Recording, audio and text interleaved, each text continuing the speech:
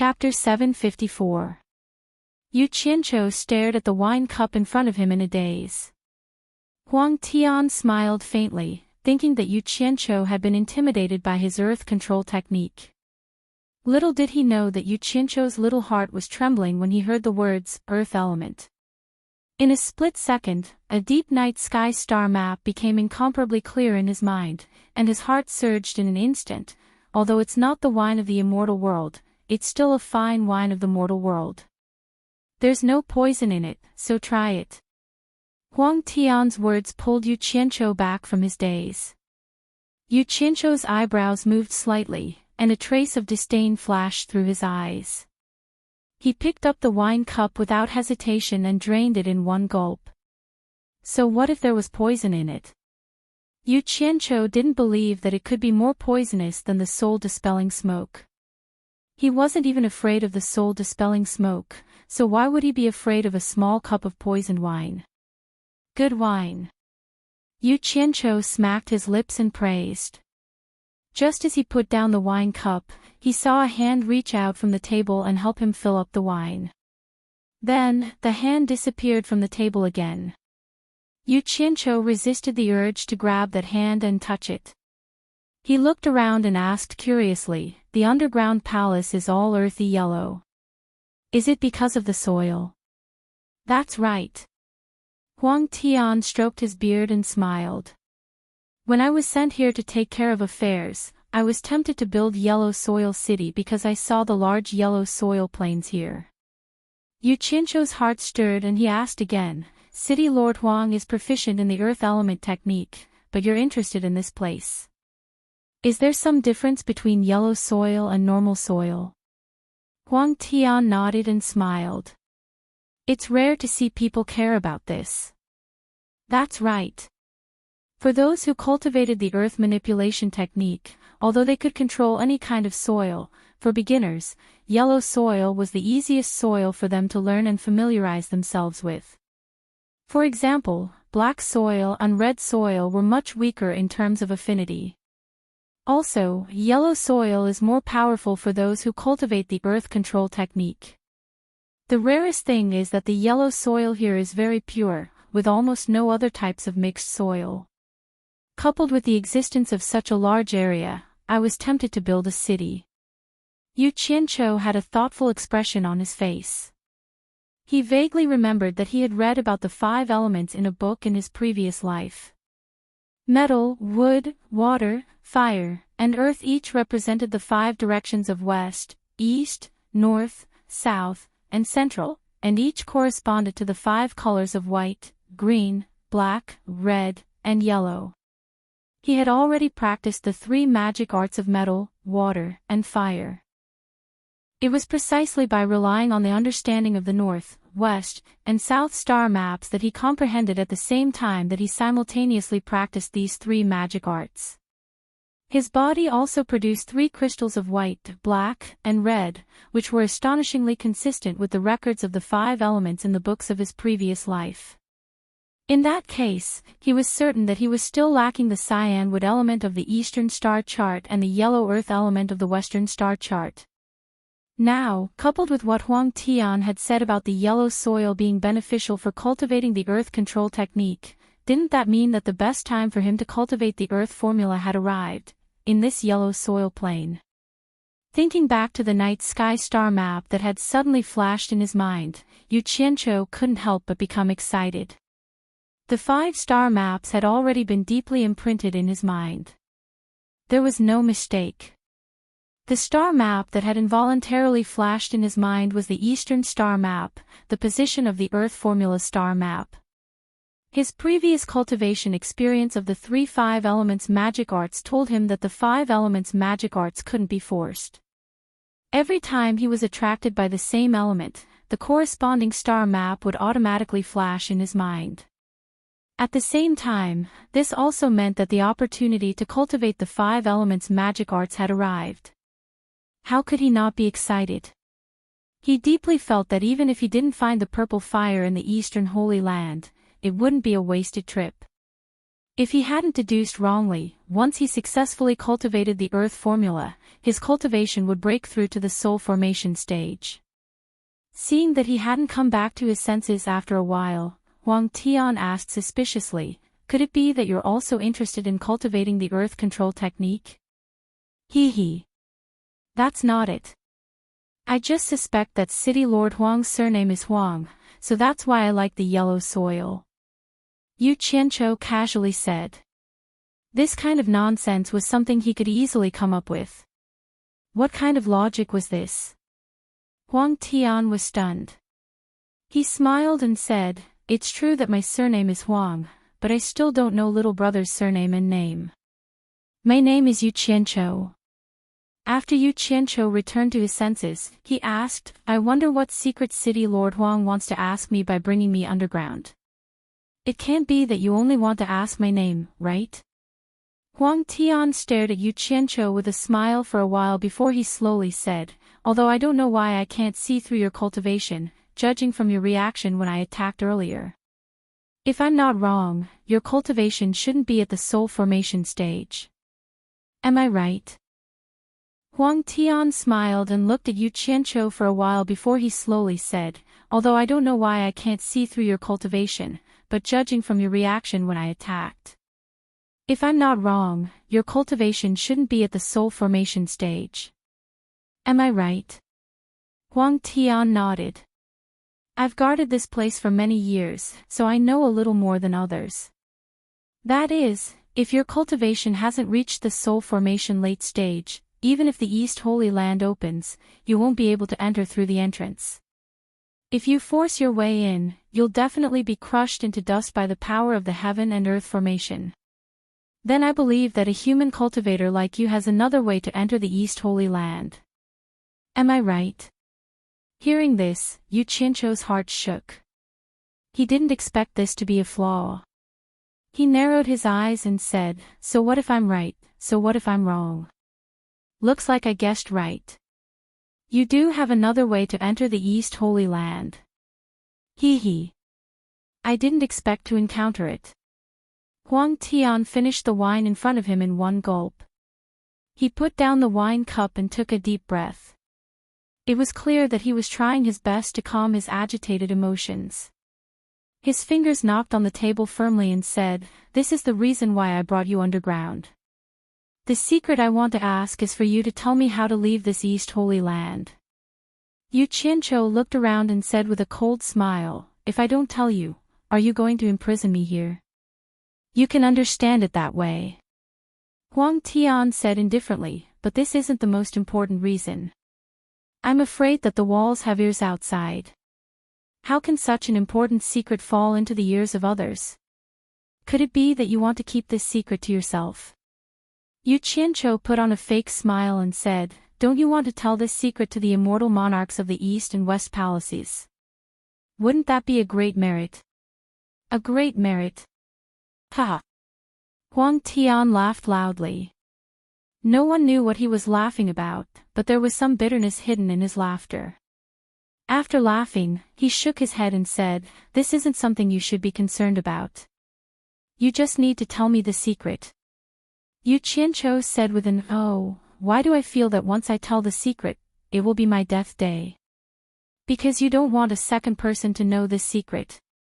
Do you have a choice?" Huang Tian said indifferently.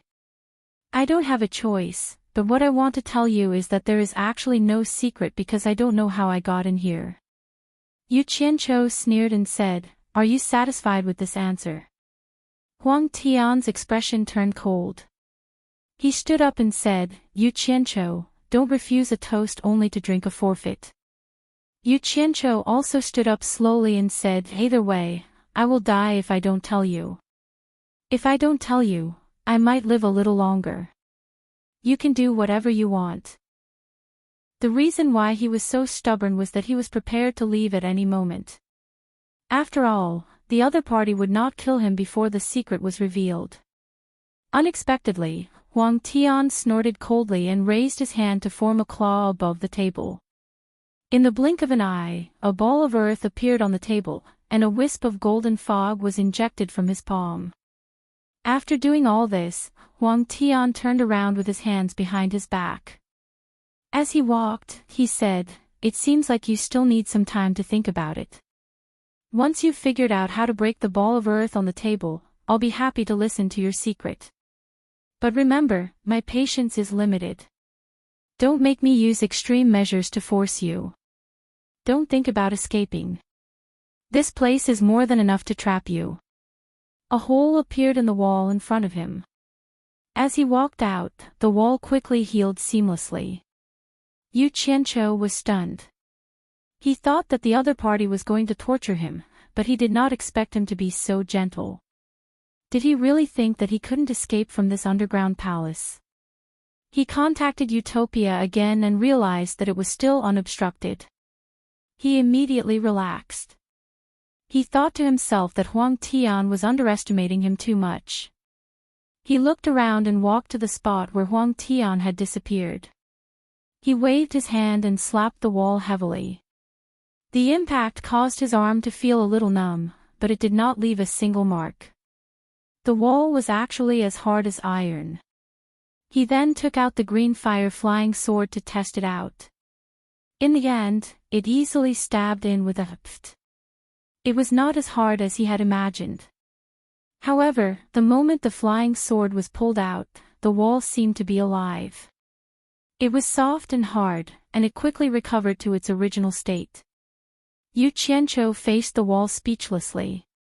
It was easy to stab the sword in, but with his cultivation, if he were to fall in, he would probably be crushed to death by the immense pressure from the surroundings. It was no wonder that Huang Tian thought that he could not escape. Tisk! Yu Qianqiu waved his hand in disdain and put away the green fire-flying sword.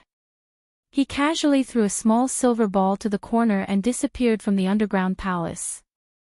On the surface, after Huang Tian came out, he slowly walked to the pavilion in the garden. He stood with his hands behind his back as if he was waiting for something.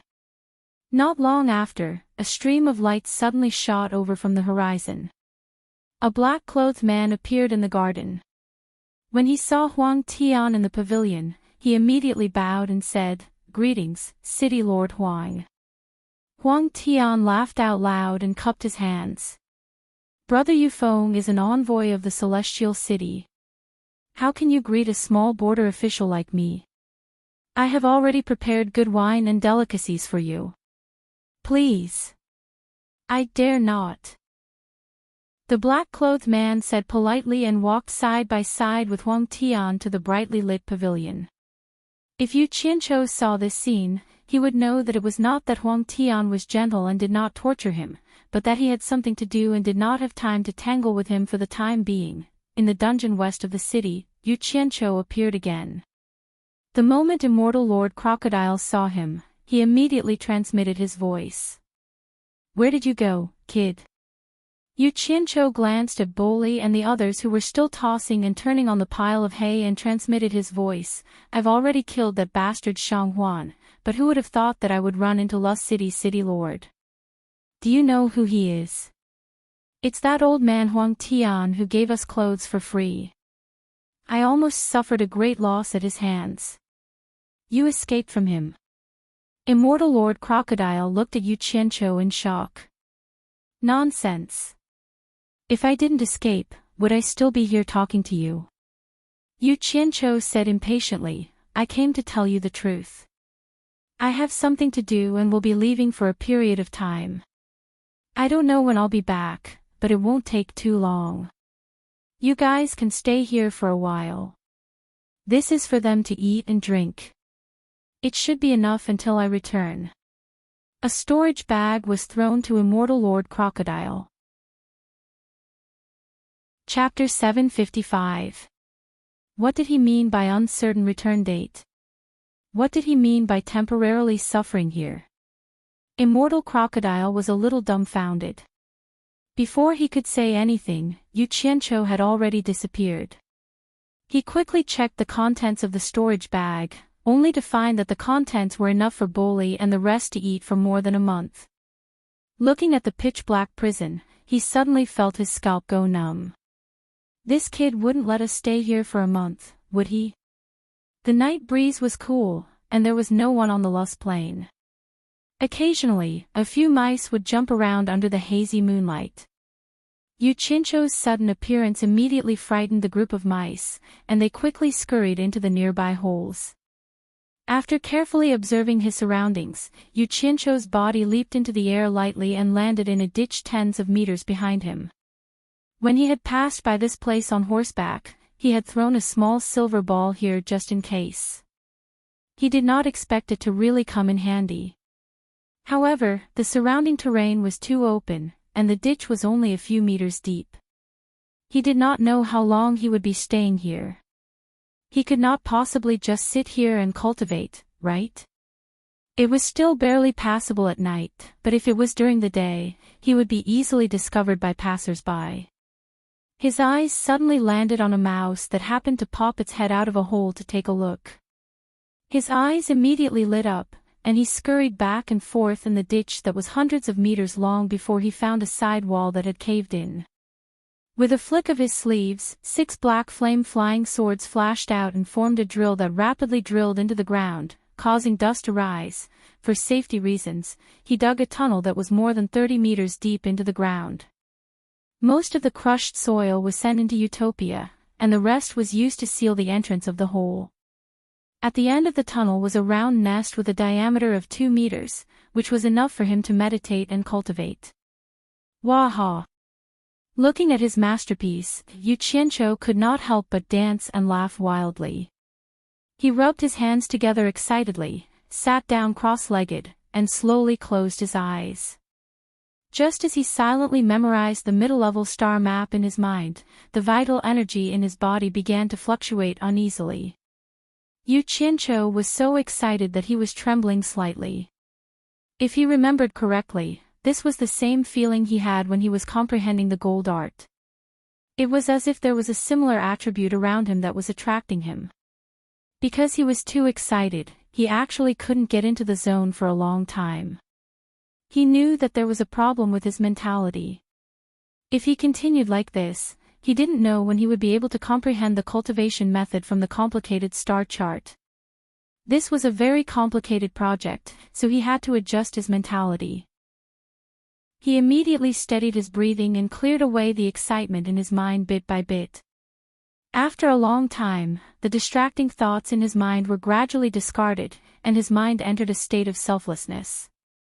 The expression on his face relaxed, and he became expressionless. In his closed eyes, there was only the pitch-black night sky full of twinkling stars, as if they were guiding him to find the secrets hidden within the endless stars. Amidst the tranquility and emptiness of his thoughts, the middle-ranked star map that he had memorized by heart began to flip through the pages every night. In the vast starry sky, there were fixed constellations in the sky every night, as well as stars that were constantly changing positions. In the instant that the star map alternated every night, his entire body entered a wonderful state. It was as if there was nothing in the world, and there was nothing in his heart. There was only himself, the sun, the moon, and the stars, and he was swimming in the sea of stars. The trajectories of the stars' changes gradually became clear in his mind, and his brain quickly calculated the changes of every star on the middle-level star map. With such complicated changes of the stars, if he didn't enter a state of selflessness and abandon all distracting thoughts, how could he experience the changes of every star? His mind was dead silent. When the star map overlapped each other every night, the trajectories of the stars' changes gradually became traceable. Those fixed stars in the starry sky transformed into bones, flesh, and meridians in his mind. Those moving and changing stars gradually formed the trajectories of his true essence. With the traceable trajectories, it was like spinning silk from a cocoon, and all the problems were easily solved. The calculations in Yuchincho's mind became smoother and faster. The traceable trajectories of the star map expanded little by little, becoming clearer, and gradually becoming more complete. When he had completely mastered it, the trajectories of the stars in his mind were all connected together, like a constellation that was connected by strokes. After the other insignificant stars suddenly flashed, they seemed to have completed their mission with a faint smile and retired into the vast night sky. In the universe, only the summarized trajectories were circulating. In the cave, Yu Qianqiu sat cross-legged with his back against Mother Earth, as if he was eternally sitting cross-legged. His mind was completely integrated into the universe's vault of heaven, and he was neither happy nor sad. The true essence in his body had already begun to imitate the perfect trajectory of his martial arts. In the instant that he completed one circulation, all the pores on his body opened up. Only in this pitch-black cave could one see that his entire body was emitting an earthy yellow light. In the instant that the light could be seen, it shot into the surrounding soil layer and disappeared. It was also at this moment that the earth seemed to be summoned. In the deathly still cave, a dense life force gradually appeared, as thin and hazy as fog. This was a mist formed by the gathering of yellow fairies that were difficult to see with the naked eye. They were indistinct and unfathomable, singing joyous songs and jumping about. Fairies that had not appeared for billions of years. Since ancient times, we have been sleeping in the embrace of Mother Earth. If not for the boundless universe's summons, we would have always existed with Mother Earth. Everything on the earth, because of our support, is able to grow and multiply endlessly. Even if the heavens and earth collapse and the stars no longer exist, we can still turn into tiny specks of dust and wander in the vast universe, never to be born or destroyed. As long as there is a place where we exist, there will always be a day when a new celestial body is born. We represent eternity. The hazy mist that was summoned from the cave became thicker and thicker, but it still lingered around Yu Qianqiu's body and refused to approach. It seemed that there were still doubts about this monster, Yu Qianqiu. Could it be that he was really representing the universe to summon us?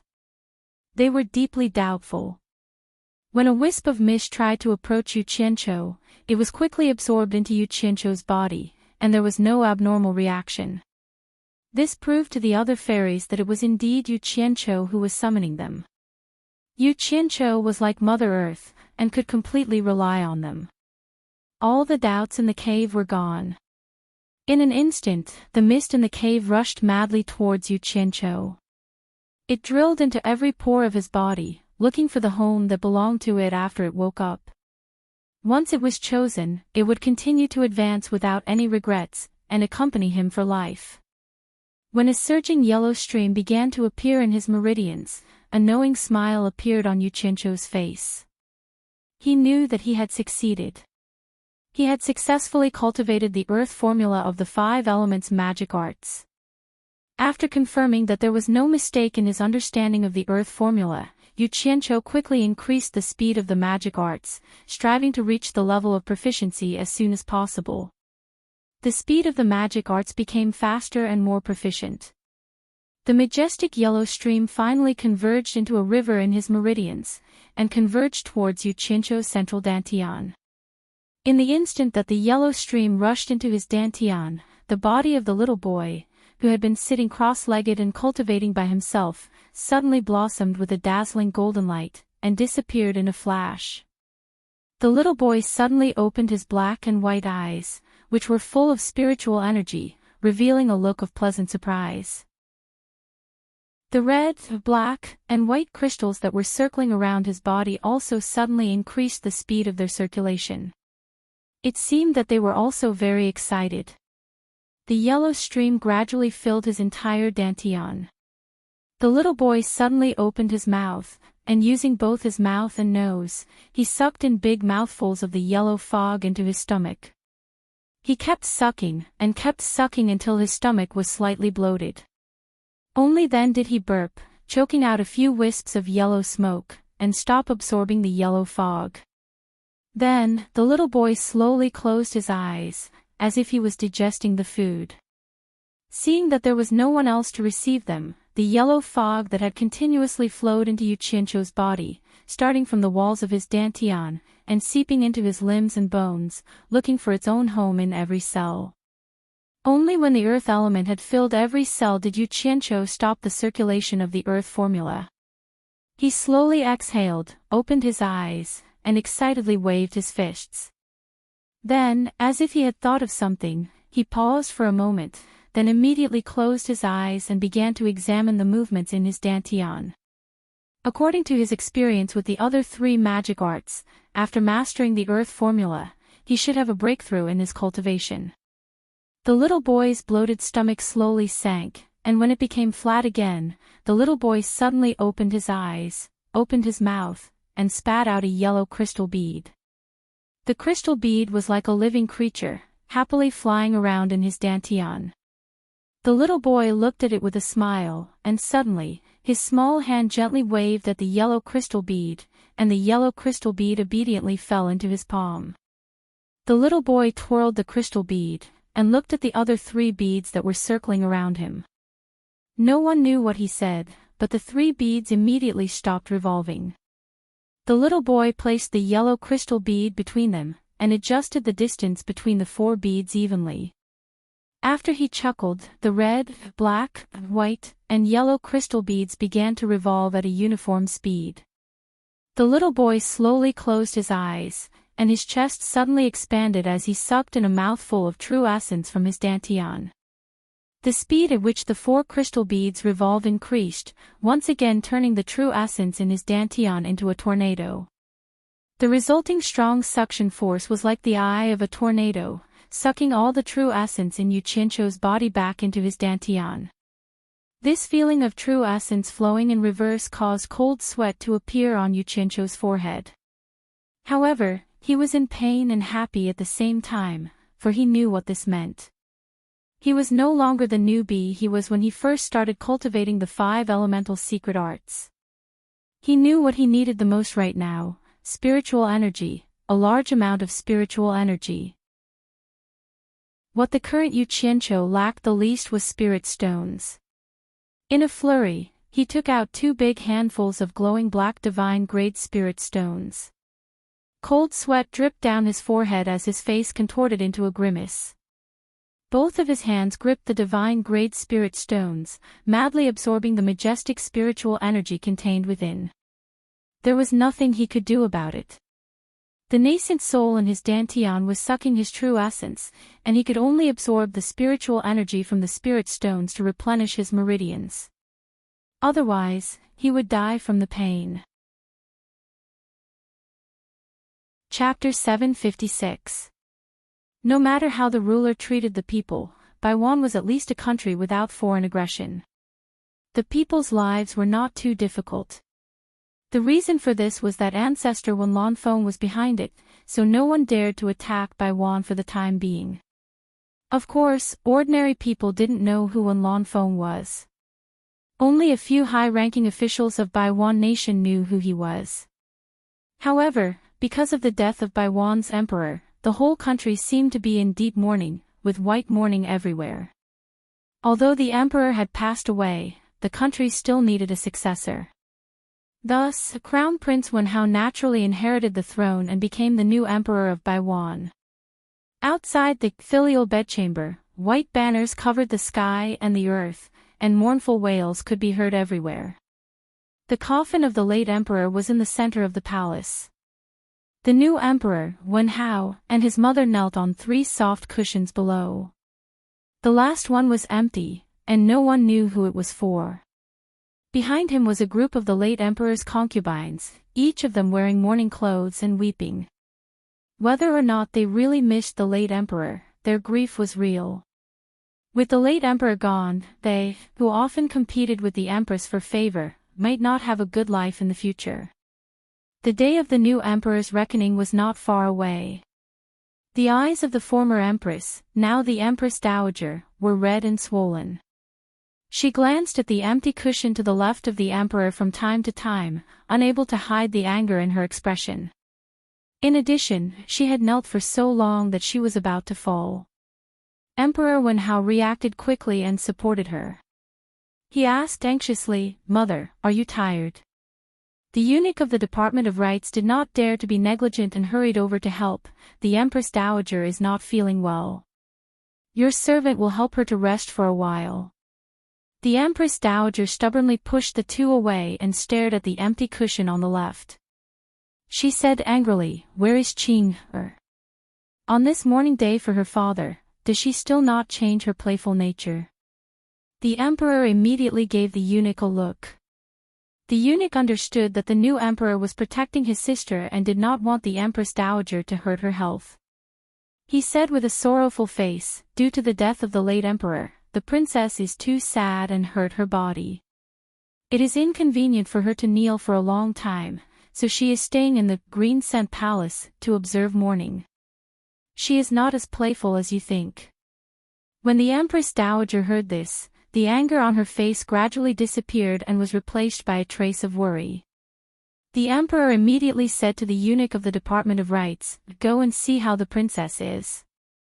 Don't let anything happen to her." "Yes." The eunuch hurriedly retreated in fear and trepidation. Inside Wenching Palace, the guards and palace maids all performed their duties with white filial piety. In the princess's bedroom, white mourning clothes were thrown on the ground, as well as women's undergarments. Panting and moaning could be heard coming from the brocade mattress on the side. A man and a woman were naked together. The man was carrying two smooth legs and was violently pounding them as if he was madly venting. The sound of slapping echoed in the entire dormitory. After the deed, the man heaved a sigh of relief and slowly fell to the side. A head of silky black hair slid to the side of the pillow, revealing its true appearance. It was none other than Yan Juixing. The woman whose face was flushed red after her orgasm was the princess of Baiwan Nation, Wenqing, whose cheeks were still flushed, suddenly burst into tears. She threw herself onto Yan Juixing's body and punched his chest forcefully with her delicate fists. Yan Juixing's eyes were indifferent as he allowed her to hit him with all her might. Her waving fists gradually lost strength. Wenqing buried her head in Yan Juixing's chest and wailed at the top of her lungs, "You're not human, you're not human. I'm a bad woman, I'm an unfilial daughter, how could I do this to you at a time like this?" During the pleasure in bed, she felt extremely comfortable because of the orgasm, but after waking up from it, she blamed herself deeply and felt extremely conflicted. Outside Wenching Palace, the eunuch of the Department of Rights had just arrived when he faintly heard Wenqing's heart-wrenching cries. He couldn't help but sigh in relief.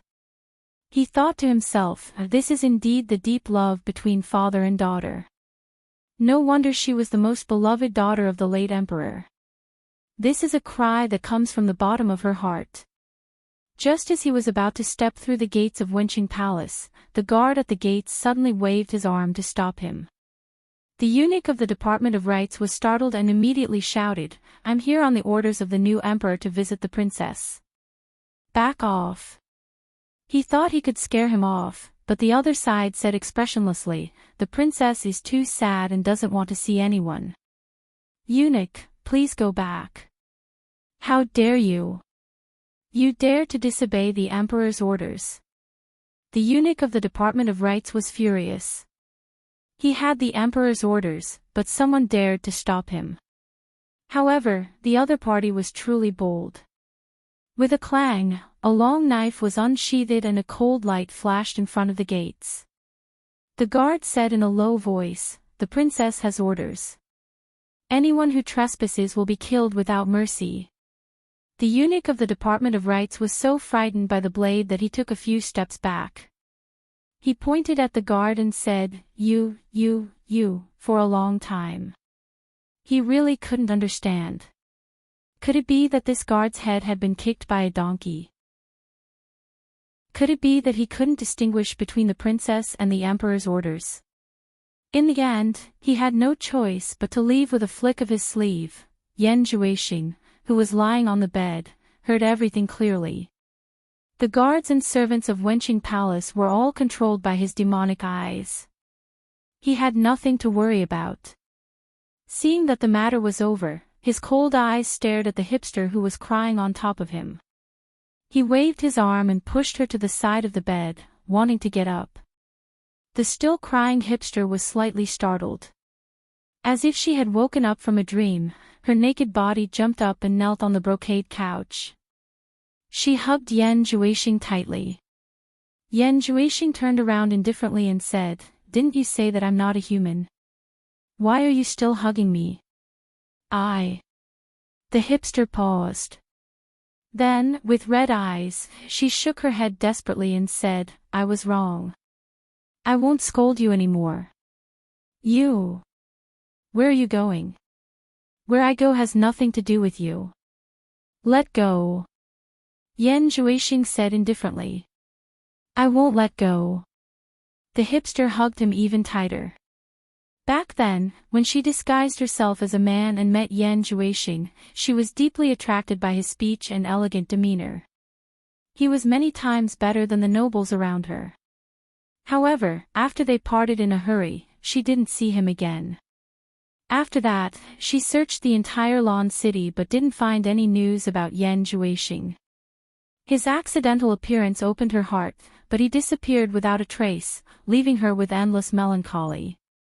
After that, because she had reached the age of marriage, the emperor had been looking for a husband for her. She used Yan Zhuixing as the standard and eliminated batch after batch of people that she didn't like. However, at the moment when her father passed away, when she was heartbroken, Yan Zhuixing magically appeared by her side again. This made her believe that her father knew from the underworld and fulfilled her long-cherished wish. However, this time, Yan Zhuixing seemed to be a different person. After spending a short time together, he forced her to be his woman. He didn't show any pity in bed. It seemed that he had something unhappy in his heart and was venting it on her. He didn't care if she was dead or alive. It made her heart go through 1,000 twists and turns. But no matter what, his hesitant heart finally had a place to look forward to. Even if she resented him or hated him, she had given her body to him. She was determined to be his woman for the rest of her life. But now, seeing him like this, it seemed that he was going to leave her again. How could she let him go? I beg you, don't leave me. Wen Qing hugged Yan Zhuixing tightly with her attractive naked body. The original arrogance and unruliness had disappeared. Her face was full of the expression of begging and extravagant hope. The death of her father had already hurt her heart. At this time, her heart was as fragile as a window paper. If Yan Zhuixing took her body and abandoned her, she couldn't imagine how she could live. Suddenly, Yan Zhuixing turned her over on the bed without warning. He dragged her white and tender thighs over, lay down suddenly, and forcibly entered her body. Then he crazily sprinted again. The huge force almost made Wen Qing's skeleton fall apart. The tearing pain almost made her suffocate, but she still bit her lips and forced a smile to please him. After the raging wind and rain, Yan Zhuixing lay quietly on one side. Wen Qing next to him seemed to be dead, and her body was motionless. After a long time, Yan Zhuixing stood quietly under the bed, and Wen Qing's weak plea came from behind him, don't leave me. Yan Zhuixing slowly turned around, and Wen Qing's lifeless eyes showed a pleading look. She stretched out her pale hand powerlessly, as if she was grasping a life-saving straw. She murmured and begged, don't leave me. Her outstretched hand suddenly fell down softly. Her eyes slowly closed, and her head tilted to one side powerlessly. The helpless eyes seemed to regard him as the only dependence in this life. The sincere, powerless, and absolute dependence made Yan Zhuixing, who had been hiding and running for his life, tremble all over. His blood was instantly ignited to boil. At this moment, he suddenly understood that not everyone in this world wanted to kill him or make use of him. There was such a woman who really loved him. She was naked and very frank and needed him to rely on her, without any selfish thoughts. The faint smell of blood filled the room. Yan Zhuixing's eyes that had turned from cold to soft suddenly shrank. His gaze fell on her lower body, and the dark red blood was soaking the bed. Yan Zhuixing's cold expression suddenly became terrified. He, who was used to seeing blood, couldn't help but tremble. He shouted helplessly, Wen Qing. After that, he seemed to realize that he had to save Wen Qing. He took out the elixir from the storage bag on the ground and flashed to the bed. He quickly pointed at Wenqing's acupoints to stop the bleeding. After stopping the bleeding, he immediately helped Wenqing sit up. He put a spirit pill into her mouth and sat cross-legged behind her. He placed his palms on Wenqing's back and desperately injected demonic essence to help her recover. Looking at his anxious and somewhat crazy appearance, it was hard to believe that this person was really Yan Zhuixing. Wenqing, who was almost pulled away by the god of death, began to breathe again. Yan Zhuixing snatched her back from the hands of the god of death. At this time, Yan Zhuixing finally let out a sigh of relief. He gently picked up Wenqing and kicked away the blood-stained blanket. He pulled a clean blanket over Wenqing and placed her on the bed. He carefully stuffed a pillow under her head. Chapter 757. Slowly and meticulously, he put on his clothes and returned to the black-robed Yan Zhuixing with long hair draped over his shoulders. He slowly sat on the side of the bed and silently watched Hipster's face gradually recover its rosy color. He couldn't help but gently reach out to touch her face. Hipster seemed to sense it. Her eyelids moved slightly and she seemed to murmur in her sleep, "Don't leave me." Yan Zhuixing was frightened by this sound and withdrew his hand. He suddenly held his head with both hands and let out a hysterical silent cry. His expression was extremely painful. He didn't know what happened to him just now. Why did he desperately vent his unhappiness on a mortal woman and almost kill her? When Hipster's breathing completely stabilized, Yan Zhuixing sat on the side in a daze. His expression was dark and gloomy. No one knew what he was thinking. He stared at Hipster's sleeping face and murmured, "Hipster, I hope there will not be a day when you hate me." Suddenly, footsteps came from outside Wenqing Palace. Yan Zhuixing suddenly looked up and his face returned to indifference. Surrounded by a group of people, the new emperor, Wen Hao, came to Wenqing Palace under the guidance of the eunuch of the Department of Rites. There was no other reason. After hearing the eunuch's quiet report, his sister hid in Wenqing Palace and cried her heart out, but the guards didn't let him in to check. Wen Hao, who was deeply in love with his sister, found an excuse to get away from the Empress Dowager and hurried to see her, afraid that his sister would really cry and hurt her health. This time, the guards at the door didn't stop them.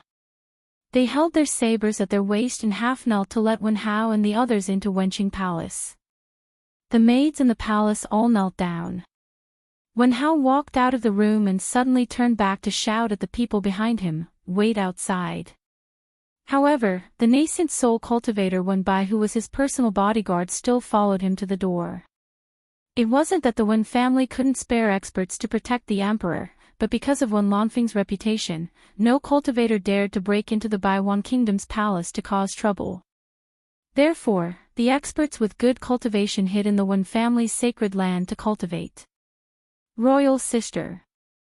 Wen Hao knocked on the door several times, but there was no reply. Wen Hao hesitated for a moment, then pushed the door open and walked in. As soon as he turned into the bedroom, he saw a quilt and a woman's underwear on the ground. What made him even more shocked was that a man in a black robe with long hair was sitting in front of the bed, staring at him coldly. Wen Hao was shocked. "Who are you? Why are you here?" Suddenly, he saw the other party's eyes glowing red, and his consciousness instantly blurred. When Wen Bai, who was guarding the door, heard the movement inside, his figure moved and immediately flashed in. The imperial bodyguard who followed him from outside also reacted quickly drawing his sword and waving it. He said, "Protect His Majesty." A group of guards pulled out their swords and rushed into the room. Who knew that just as they rushed to the door, they saw Emperor Wen Hao striding out and shouting in a deep voice, "Impudent! Princess Wenqing is not feeling well. Without Zhen's summon, no one is allowed to disturb Princess Wenqing's rest. Retreat to the outside of Wenqing Palace for Zhen." Finished speaking, he turned around and walked back into the inner room.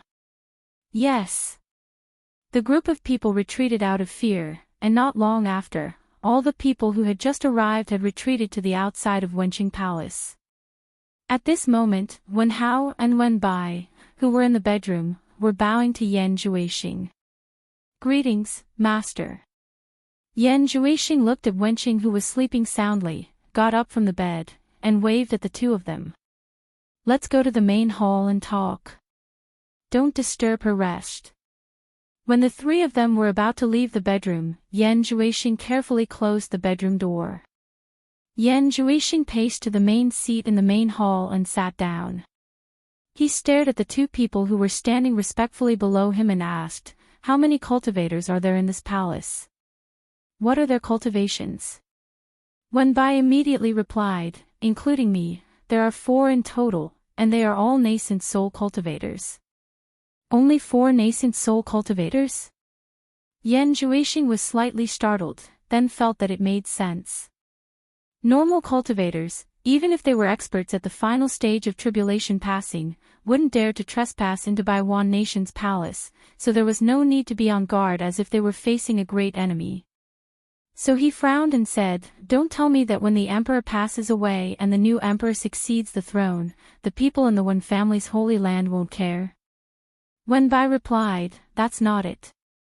When the late emperor is buried, the ancestor of the Wen family, Wen Rui, will come on behalf of the ancestor to crown the new emperor, which means that the new emperor has been recognized by the Holy Land and is allowed to inherit the Wen family's throne." Wen Rui. Yan Juixing pondered and said, "Is it the early stage soul formation cultivator Wen Rui, whose cultivation is only below Wen Lanfeng's?" "Yes, it's him." Wen Bai replied. Yan Juixing's eyes flickered. "I've long heard of this person's name. When he comes to crown the new emperor, find a way to bring him here to meet me. If possible, I'd like to go with him to pay my respects to Senior Wen Lanfeng. Sigh. I want to thank Senior Wen Lanfeng and the Wen family disciples for taking care of me in Spirit Fong Valley." "Yes."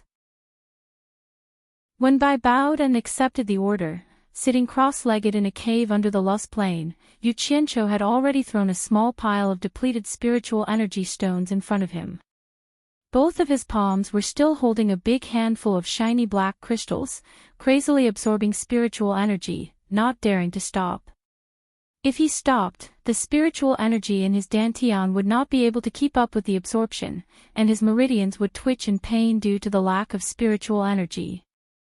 Yu Qianqiu's eyes widened as he stared at the small pile of depleted spiritual energy stones in front of him.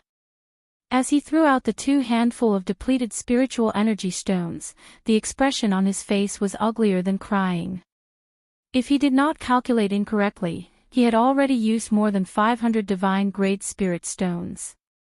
1 divine-grade spirit stone was equivalent to 100 million high-grade spirit stones, so 500 divine-grade spirit stones was equivalent to 50 billion high-grade spirit stones. Oh my mother! Yu Qianqiu calculated in his heart, cold sweat dripping down his forehead. 50 billion high-grade spirit stones, what kind of concept is that?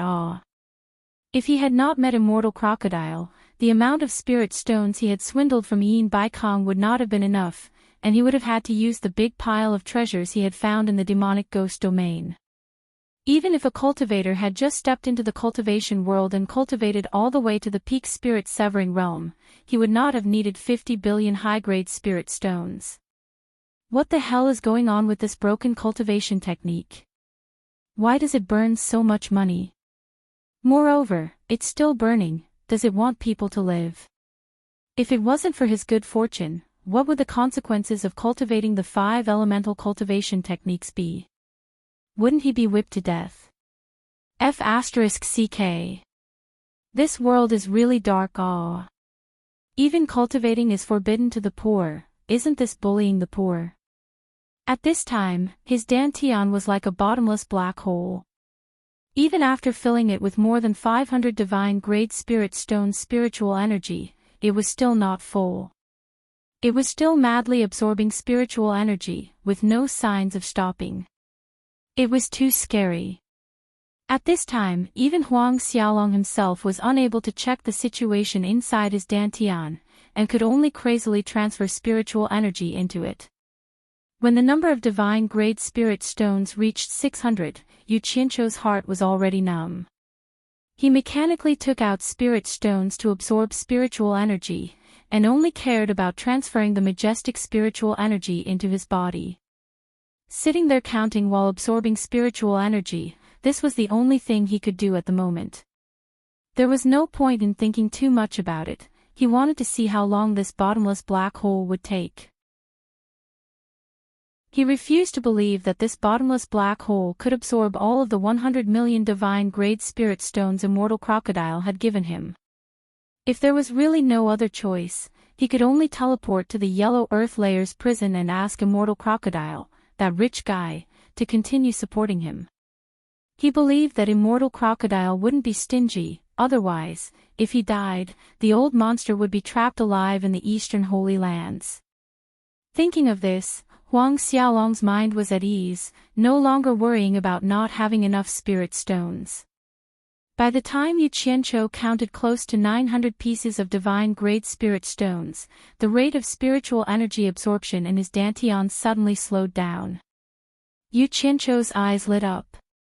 Coincidentally, when he reached 900 pieces of divine-grade spirit stones, his dantian finally stopped breathing. Crash! The dried-up spirit stones fell to the ground. Yu Qianzhou was speechless looking at them.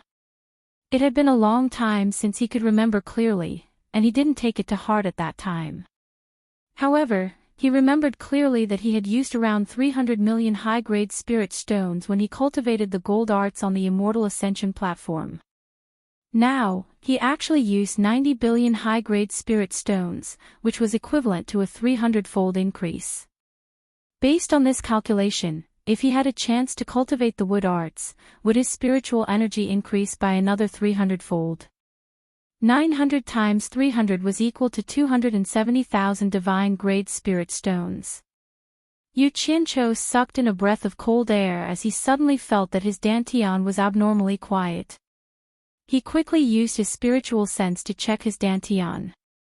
Fortunately, the movements inside his dantian were no longer as loud as when he was absorbing spiritual energy. His divine sense was able to detect the movements inside his dantian. At this time, the amount of true essence inside his dantian was as thin as mist. Although the little boy's nascent soul was still the same size, it had turned into a middle-aged man, looking exactly like Yu Qianzhou. Sitting cross-legged with his eyes closed, the four-colored crystal bead that had stopped spinning started to spin again, pulling Yu Qianzhou's dantian along with it. The spinning speed became faster and faster, dazzling the eyes of those watching. In the end, the things inside his dantian reminded Yu Qianzhou of a picture of Saturn from his past life's textbooks.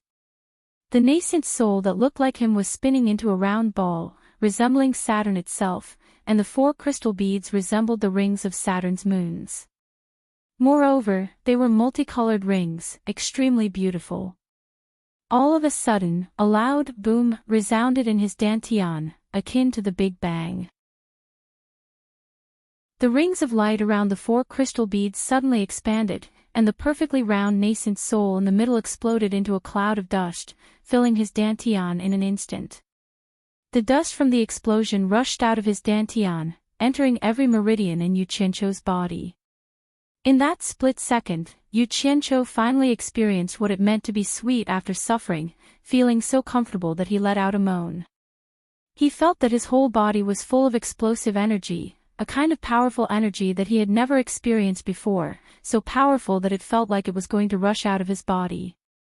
His bones and veins were stretching and contracting with a creaking sound. It was a pleasant feeling of reaching the sky in a single bound. He opened his eyes abruptly, and they flickered with a bright light. He was filled with unprecedented confidence. Yu Qianzhou took a deep breath and closed his eyes again to check the situation inside his dantian. With just one glance, he was immediately stunned. He saw that the four-colored crystal beads were spinning at a moderate speed, and two nascent souls that looked like him appeared in it. They sat back to back with their eyes closed, inhaling and exhaling the aura inside his dantian to refine it, Yu Qianqiu immediately remembered what Nongzhu had told him about the 3 souls and 7 spirits. The nascent soul was the life soul of the 3 souls and 7 spirits. When another soul was born from the life soul, it would be the heavenly soul, which was the sign that one's cultivation had entered the divinization stage. Chapter 758. Could it be that I've really reached the soul formation stage? Yu Qianqiu asked himself.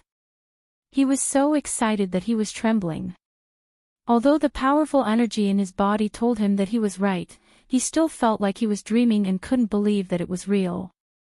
He took a deep breath and stood up slowly. The bones in his body cracked and he looked up at the top of his head.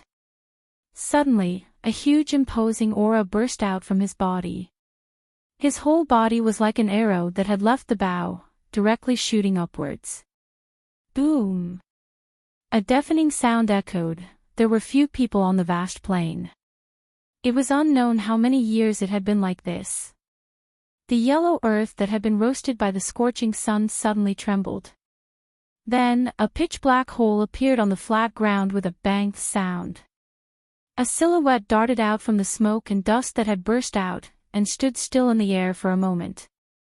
Yu Qianqiu floated in the air quietly. He clenched his fists in excitement. It didn't take much effort for him to break through the thick yellow earth with his body. He was sure that he had reached the soul formation initial stage. He didn't expect that he would achieve what he had been pursuing for so many years. He didn't expect that he would reach the soul formation stage one day. He thought back to when he first entered Onquangsang.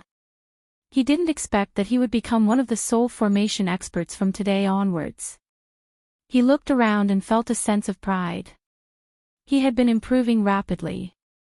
He believed that one day, he would be like his master, Bai Changchun, and become a real torture master of the demon region. Roar! Yu Qianqiu floated in the air and opened his arms. He looked up to the sky and let out a long howl. His passionate howl echoed across the vast yellow earth plain. The long howl stopped. He was in high spirits. His gaze was like an owl as he stared at the hole that he had created on the yellow soil plain. He waved his palm to cover the hole and shouted, "Rise!" The yellow earth plain below surged like waves and piled up in the middle. It got taller and taller. In a short while, a cone-shaped mountain rose from the ground. The mountain rose to a height of 100 meters and supported Yu Qianqiu. Yu Qianqiu stood quietly at the peak of the 100-meter-high mountain and gazed into the distance. There were many experts that he could look up to in that distant place. In that distant place, his master, Bai Changchun, was constantly surpassing himself and improving his cultivation. What about him? He was only at the soul formation initial stage. Compared to them, he was still far from them. There was nothing to be happy about. He still had a long way to go. However, Yu Qianqiu's eyes flashed. He suddenly said to the world, "In 100 years, who will rise and fall?" Rise! With a deep shout, as he spread his arms, the 100-meter-tall mountain under his feet suddenly shot out a group of densely packed yellow dots, shooting into the surroundings and disappearing without a trace. As he clapped his palms together, the yellow dots that were flying in all directions quickly flew back with a whistling sound, and all stopped around the mountain peak. Yu Qianqiu was surrounded by flying swords made of yellow soil. There were at least 10,000 of them. Myriad swords as one. Yu Qianqiu shouted in a deep voice. He pointed the sword control art toward the sky, and the surrounding flying swords immediately swarmed. In an instant, the earthy yellow flowing light flickered in all directions, and tens of thousands of swords danced in the air with astonishing momentum. They all quickly converged in the direction he pointed. In the blink of an eye, a gigantic sword hovered in the air and spun slowly. Yu Qianqiu pointed at the vast land with the sword control spell and the gigantic sword whistled downwards. Bang! The earth trembled, and the giant sword sank into the yellow plain in an instant. It was also at this moment that the dirt mountain beneath Yu Qianzhou's feet began to disperse like quicksand, spreading layer by layer in all directions. Yu Qianzhou followed the lowered mountain and landed steadily on the yellow plain. Everything around him returned to normal, as if nothing had happened in the first place. Translator, Exodus Tales Editor, Exodus Tales. Yu Qianzhou landed on the yellow plain. The yellow dust stirred up by the wind blew past his feet.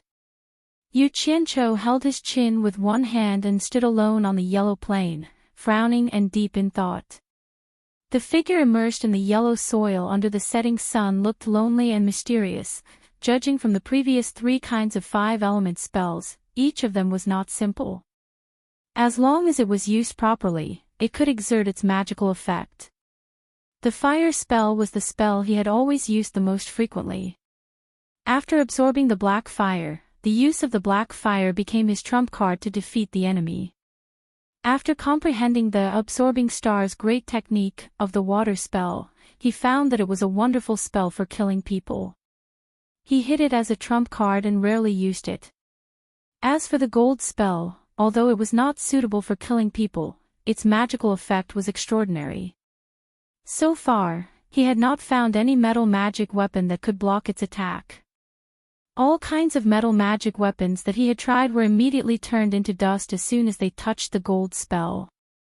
Many magic weapons that he had obtained in the cultivation world turned into floating clouds. He even had the impulse to use the gold spell to test the godly sword. However, he was afraid that the power of the gold spell would destroy the godly sword, so he refrained from experimenting with it. He could only wait for an opportunity to use other people's treasures to experiment. So far, the gold spell had not been used in actual combat. It was only used to scare people. Because he found that the gold spell was more suitable for people with high cultivation in close combat. It was not suitable for long-range attacks. In close combat, it could unexpectedly destroy the opponent's magic weapon and then kill them. If it was used with other spells, the auxiliary power would be quite amazing. Its practical significance was not weaker than any other spells. Now that his cultivation had broken through to the soul formation stage in one fell swoop, the range of his chi movement was wider. Whether it was using the flying sword, the absorbing star's great technique, or the gold spell, he could exert greater power. Especially the absorbing star's great technique. With the current cultivation of the soul formation stage, once it was used on a large scale, it was simply an unparalleled killing spell. Even he felt a little scared when he thought about it.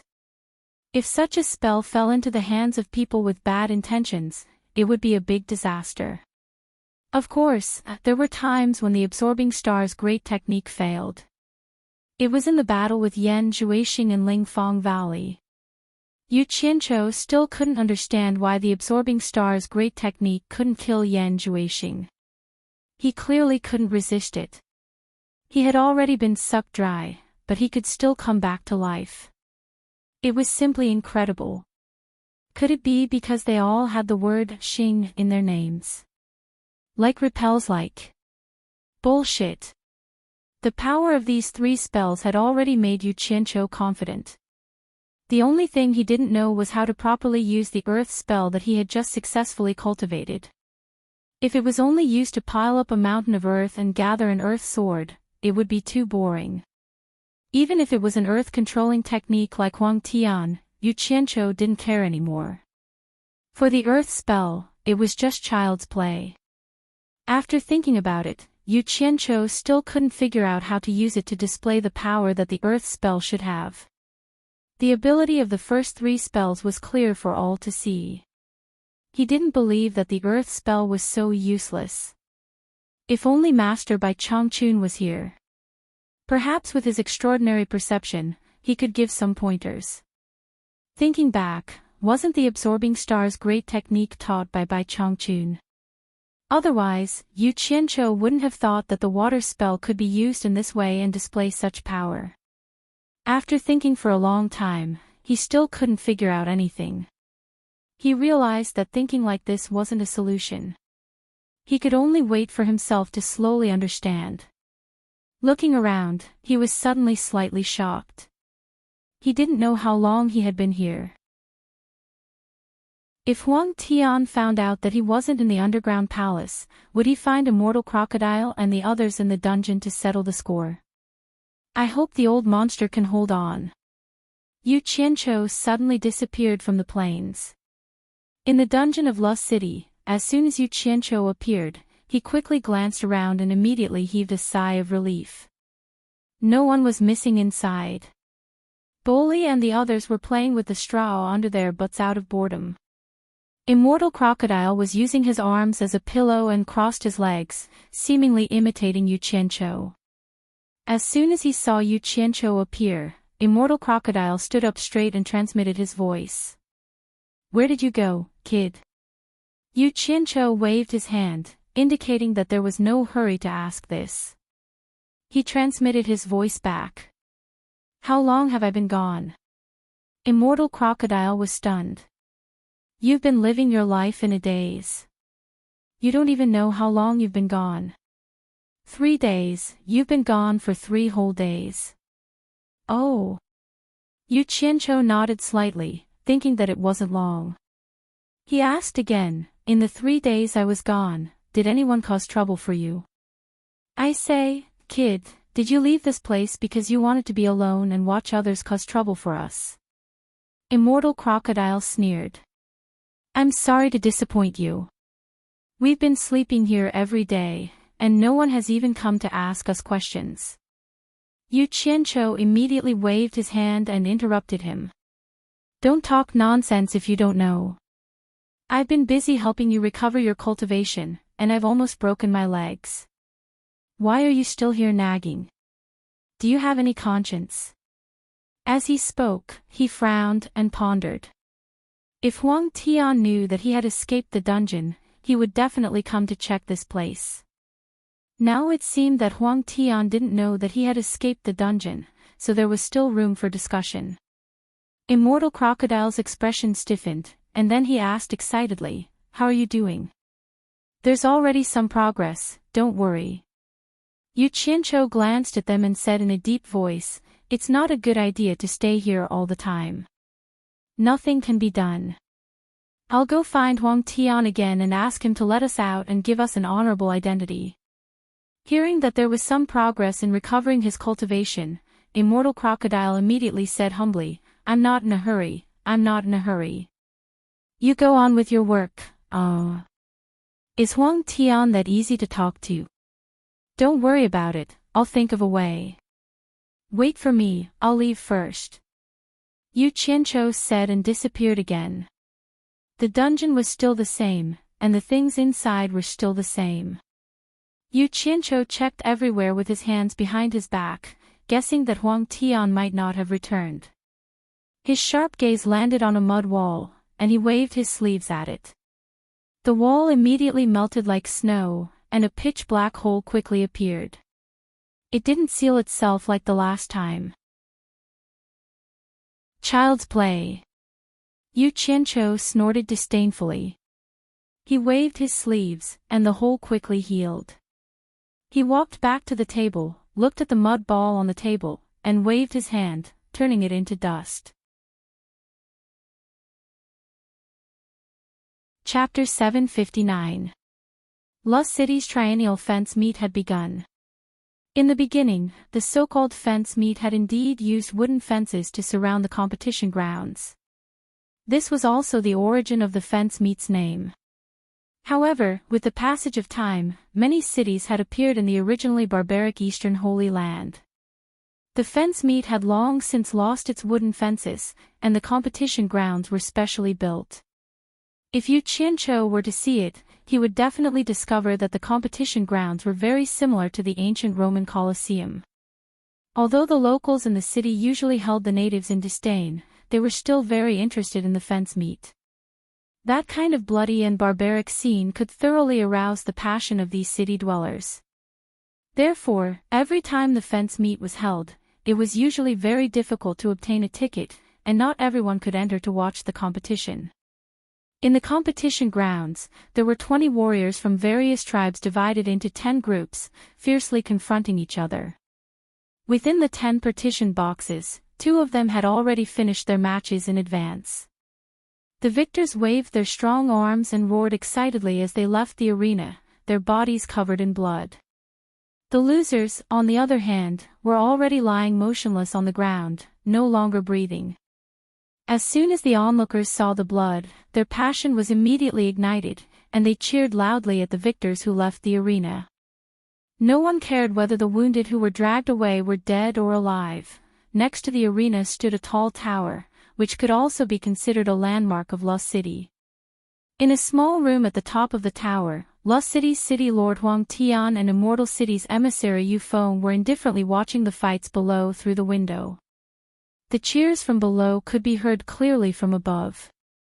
The first round of matches in the arena below had already ended, and the people for the next round were currently entering the arena. Huang Tian stared down below and indifferently asked, "Brother Yu Feng, I heard that someone turned the Great Lord's mansion upside down and killed many people. Has the person who caused the trouble been caught?" Yu Feng's expression became solemn, and he said in a deep voice, "That person is very likely a cultivator from the outside world, but he's very strong. Very strong." Huang Tian smiled faintly and said, "Since we suspect it's a cultivator from the human world, how strong can a cultivator from the human world be?" Yu Feng shook his head and muttered to himself, "No one knows the exact origins of this person, but there's no need to doubt his valiant methods. Let's not talk about the trouble he caused in the Great Lord's mansion. He charged into the Immortal City twice, but no one was able to stop him. You can imagine his methods." Huang Tian's body trembled when he heard this. He turned around and cried out involuntarily, "What did you say?" There were as many experts in the Immortal City as there were clouds in the sky. He had barged in twice, but no one could make him stay. How was this possible? Could it be that the 2 immortal monarchs were not present at that time? Yu Feng gazed into the distance through the window with a lingering fear in his eyes. He sighed and said, "It's like a tiger entering a flock of sheep." The first time he barged into the Immortal City, he killed over 100 immortal cultivators. Among them, there were 3 early-stage immortal emperors and the rest were mostly grand immortals. In the end, it was Immortal Monarch Night Owl who managed to severely injure him, but he managed to escape. What? Immortal Monarch Night Owl didn't manage to stop him?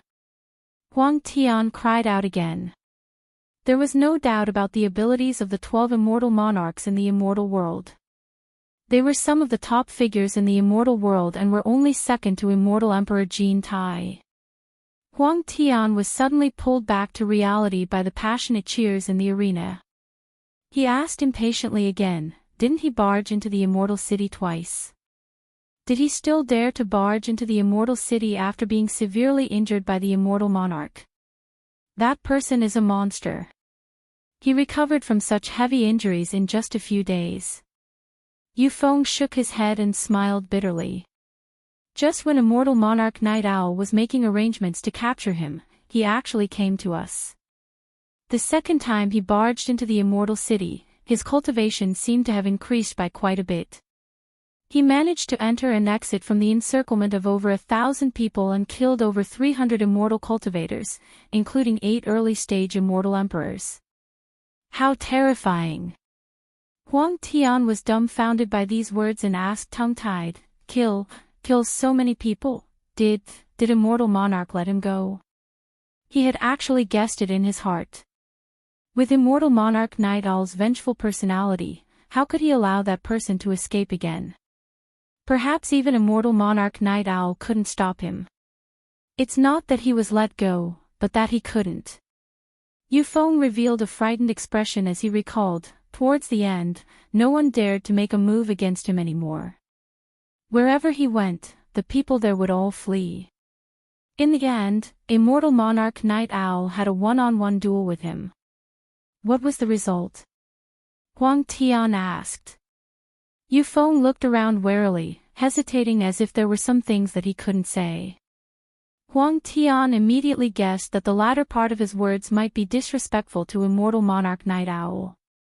He couldn't say it out loud, so he transmitted his voice, "Brother Yufeng, don't worry. You and I will communicate through voice transmission. No one else will know what you said today." Yufeng nodded slightly and transmitted his voice with mixed feelings. In that battle, Immortal Monarch Night Owl was no match for him. The last time that person barged into the Immortal City, he was severely injured by Immortal Monarch Night Owl's treasure, the 1,000 feather wings. This time, Immortal Monarch Night Owl's treasure, the 1,000 feather wings, was completely destroyed by that person, and an Immortal Monarch Night Owl was injured quite badly. Huang Tian was immediately shocked. As someone from the immortal world, of course he knew about Immortal Monarch Night Owl's treasure, the 1,000 feather wings. It was a top-grade treasure that could attack and defend in the immortal world. What shocked him the most was that Immortal Monarch Night Owl was injured. Yufeng continued to transmit his voice with mixed feelings. At this critical moment, Western Palace Jiwu Immortal Monarch, who rarely shows herself, appeared. The two immortal monarchs joined forces to fight that person. That battle could be said to be earth-shattering. Ever since the battle against the 1,000 Swords Demon Monarch, it has been many years since there was a huge battle. Almost half of the huge immortal city is in ruins. Even if an ordinary person wanted to help, they wouldn't be able to. Two immortal monarchs joined forces and they let him escape. Huang Tian's face was full of disbelief. Yufeng shook his head slightly and said, "He did escape, but with two immortal monarchs working together, it's not that easy." In addition, Immortal Monarch Night Owl was fighting with all his might. That person ran with injuries. Otherwise, with that person's ruthlessness, he wouldn't have retreated unless he had no other choice. Huang Tian narrowed his eyes and said, "That's strange. Since he was no match for two immortal monarchs working together, why didn't they chase him? The entire continent is like a cage, and he was seriously injured. Where could he run to? Immortal Monarch Night Owl doesn't seem like someone who nurtures a tiger." Hee hee. You won't believe me even if I tell you. Yufeng's eyes were burning with passion as he lowered his voice and said, "That person could actually enter and exit the heaven and earth formation at will." The two immortal monarchs were determined not to let him go, and they chased him all the way to the sky. Who knew that they would be stopped by the heaven and earth formation, and that person could directly pass through it, leaving them in the dust? That smell is very similar to the 1,000 Swords Demon Monarch back then. What? Huang Tian was dumbfounded. He can enter and exit the heaven and earth formation at will. How is that possible? He immediately thought of Yu Qianqiu, who was still trapped underground, and he already suspected if there was any connection between the two. Yufeng sneered and said, "Actually, in terms of cultivation, I'm afraid that person is no match for any immortal monarch. However, not only is his cultivation high, but he also seems to be able to borrow the power of heaven and earth." After he escaped from the heaven and earth great array, everyone understood that since the heaven and earth great array couldn't restrain him, he could fight to his heart's content and didn't have to worry about the array taking away half of his immortal essence. Think about it, Immortal Monarch Night Owl consumes 20% of his celestial core power to unleash 10% of his power, but he can unleash 100% of his power with 100% of his power. How can Immortal Monarch Night Owl not be at a disadvantage when they fight? Hearing this, Huang Tian nodded vaguely. It seemed like he agreed, but in fact, he didn't agree. How could accounts be calculated like this? Although it was a little disadvantageous and would affect the endurance of the fight, when it came to fighting, one could still unleash as much power as one had. It was just that the consumption of celestial core power would be doubled. Moreover, didn't the two immortal monarchs join forces in the end? Although he thought so, Yufeng seemed to be protecting the immortal monarch's face, so he couldn't say too much. After a moment of silence, he asked, "Why did this person barge into the celestial city? Is there something in the celestial city that he wants?" Hearing this, Yufeng didn't know whether to laugh or cry. He said, "What does he want? He doesn't want anything. That person is a complete madman. The first time he came to the Celestial City, he called out 2 immortal monarchs to fight him. Of course, the people below wouldn't be polite and immediately attacked. The second time he came again. With the previous lesson, everyone could see that this person wasn't ordinary. Naturally, they weren't in a hurry to attack. Because they couldn't keep fighting with him for no reason. They had to know the reason for the fight. So this time, someone asked him why he came to challenge the immortal monarchs and what his intentions were. Guess what his answer was? Huang Tian was stunned and asked, how did he answer? That madman said, he came to fight, to lose, until he met an opponent that he couldn't surpass and died in battle. This was his lifelong wish, and he had no other wish. Yufeng didn't know whether to laugh or cry. He said, do you think this person is a madman? After so long, he didn't have any intentions. He just came to the Celestial City to fight the immortal monarchs. Say, everyone has been idle for so many years. Don't those people who were beaten to death for no reason feel wronged? Ah. Huang Tian was speechless. For someone like this who was purely seeking death for the sake of fighting, it wasn't wrong to say that he was a madman. Huang Tian was stunned and asked weakly, this time, he escaped again. Will he come a third time? Come. Yufeng said unhappily. Before he escaped, he laughed loudly and said that it was satisfying, saying that this trip was not in vain. He even said to the 2 immortal monarchs that he would come again after he recovered. When the 2 immortal monarchs heard that he was going to come again, they felt a headache coming. For a madman like this who became stronger and stronger the more he fought, who was not afraid of fighting, who could bear to fight with him. Immortal Monarch Night Owl has already gone to the underground world to contact the 2 netherworld generals. Chapter 760. Contact the 2 netherworld generals. Huang Tian was surprised.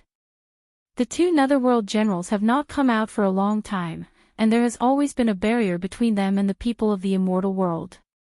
Can the immortal lord pull them out? Maybe not usually. Yufeng's eyes were burning. But don't forget, that madman can enter and exit the heaven-earth formation at will. As long as we capture that madman, we can unravel the secret of entering and exiting the formation. Do you think the 2 netherworld generals can resist such a huge temptation? If that madman dares to come again, the 2 immortal lords and the 2 netherworld generals can work together and subdue him. That's true. Huang Tian, who was nodding slightly, suddenly raised his eyebrows. His eyes flickered, and he smiled. Brother Yufeng, please wait a moment. I just remembered something. I'll be back soon. Yufeng raised his hand and smiled. City Lord Huang is too polite. Please go ahead. Huang Tian cupped his hands and disappeared from the room in the tower. After returning to the City Lord Manor, Huang Tian casually walked towards a secluded corner of the garden. As he walked, his entire body suddenly sank into the ground. Inside the underground palace, Yu Qianqiu, who was sitting in front of a table with his eyes closed, suddenly opened his eyes. He stared at the walls of the underground palace in front of him. There was a ripple, and Huang Tian strolled out, giving off the feeling of an immortal passing through walls. What? You finally thought it through. Huang Tian walked over with a smile, revealing an expression that said, at least you're sensible. Yu Qianqiu sized him up, then leaned back on the chair and supported his chin with his hand. He said in a low voice, I've thought it through. I can't leave this continent sealed by the heaven-earth formation alone, so I need your help. In other words, I need to work with you. Huang Tian's smile froze, and he frowned. Why don't I understand what you mean? It's very simple. Yu Qianqiu stood up and sighed. Believe it or not, I'll tell you the truth. I've been researching the mysteries of the heaven and earth heaven earth heaven earth heaven earth formation. I spent a lot of time and finally found a way to come in. However, if I want to leave, I'll need to spend more time researching. However, I'm very confident in my attainments in formations. Since I can come in, I can definitely get out. As long as we find the eye of the formation, getting out will be a piece of cake. Do you think I'll believe your nonsense? Huang Tian sneered and said, actually, it's very simple for me to let you go. There's no need to spout nonsense. You just need to tell me how to leave. I promise I won't kill you. He had already thought it through. As long as he could get his hands on the method to leave, he could promise not to kill him. However, not killing him didn't mean that he couldn't cripple him. Damn it. Trying to play this game with me. Yu Qianzhou raised an eyebrow, his face full of mockery as he said, City Lord Huang, I think you're mistaken about one thing. If I really wanted to leave this place, I don't need your permission to let me go. Your mere underground palace can't trap me. The reason why I haven't left until today is that I've used these few days to think things through, and I feel that cooperating with you is the best choice. Oh.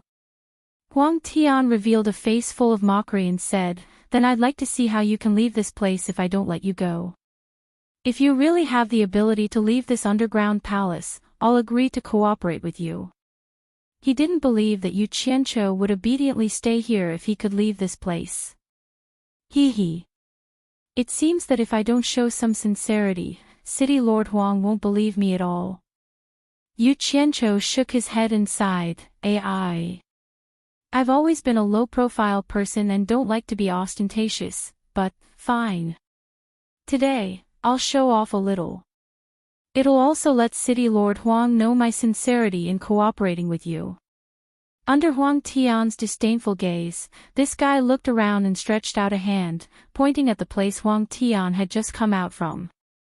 The earthen wall on the opposite side melted away like snow, revealing a pitch-black hole that was 2 meters wide and wide enough for a person to pass through. City Lord Huang, do you believe me now?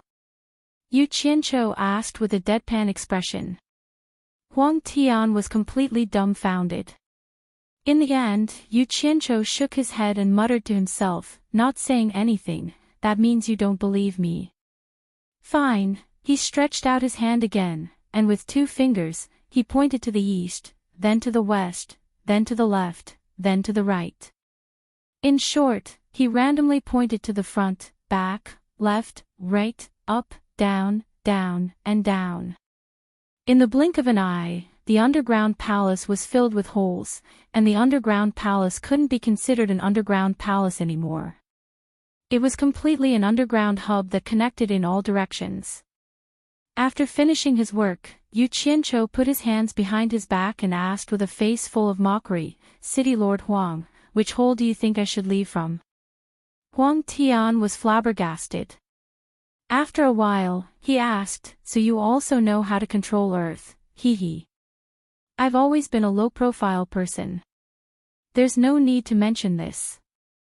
Yu Qianzhou waved his hand apologetically, as if it was just a small trick that wasn't worth mentioning. Huang Tian was speechless. Then, he asked with a complicated expression, how do you want to cooperate? He suddenly felt like he was fooling himself. After seeing Yu Qianzhou's methods, he completely believed in Yu Qianzhou's sincerity. Otherwise, Yu Qianzhou could really leave at any time. There was no need to wait for him. Yu Qianzhou waved his sleeve, and all the holes in the underground palace instantly closed up, returning to normal. He said solemnly, let's work together and find the formation core. As long as we find it, I'll be able to think of a way to leave. Huang Tian looked at the underground palace that had returned to normal and said, this formation was set up by the Myriad Swords Demon Monarch. I'm afraid no one knows where the formation core is. Even if we want to find it, it's easier said than done in such a vast continent. Don't you have someone like me who's proficient in formations? Yu Qianzhou patted his chest and said, according to my experience, the heaven-earth formation is so powerful, so it needs a powerful energy to support its operation. I'm sure that the powerful energy supporting the heaven-earth formation is the formation core. As long as we find where the powerful energy is, we'll have a way to leave this place. Think about it, where can we find the powerful energy supporting the heaven-earth formation?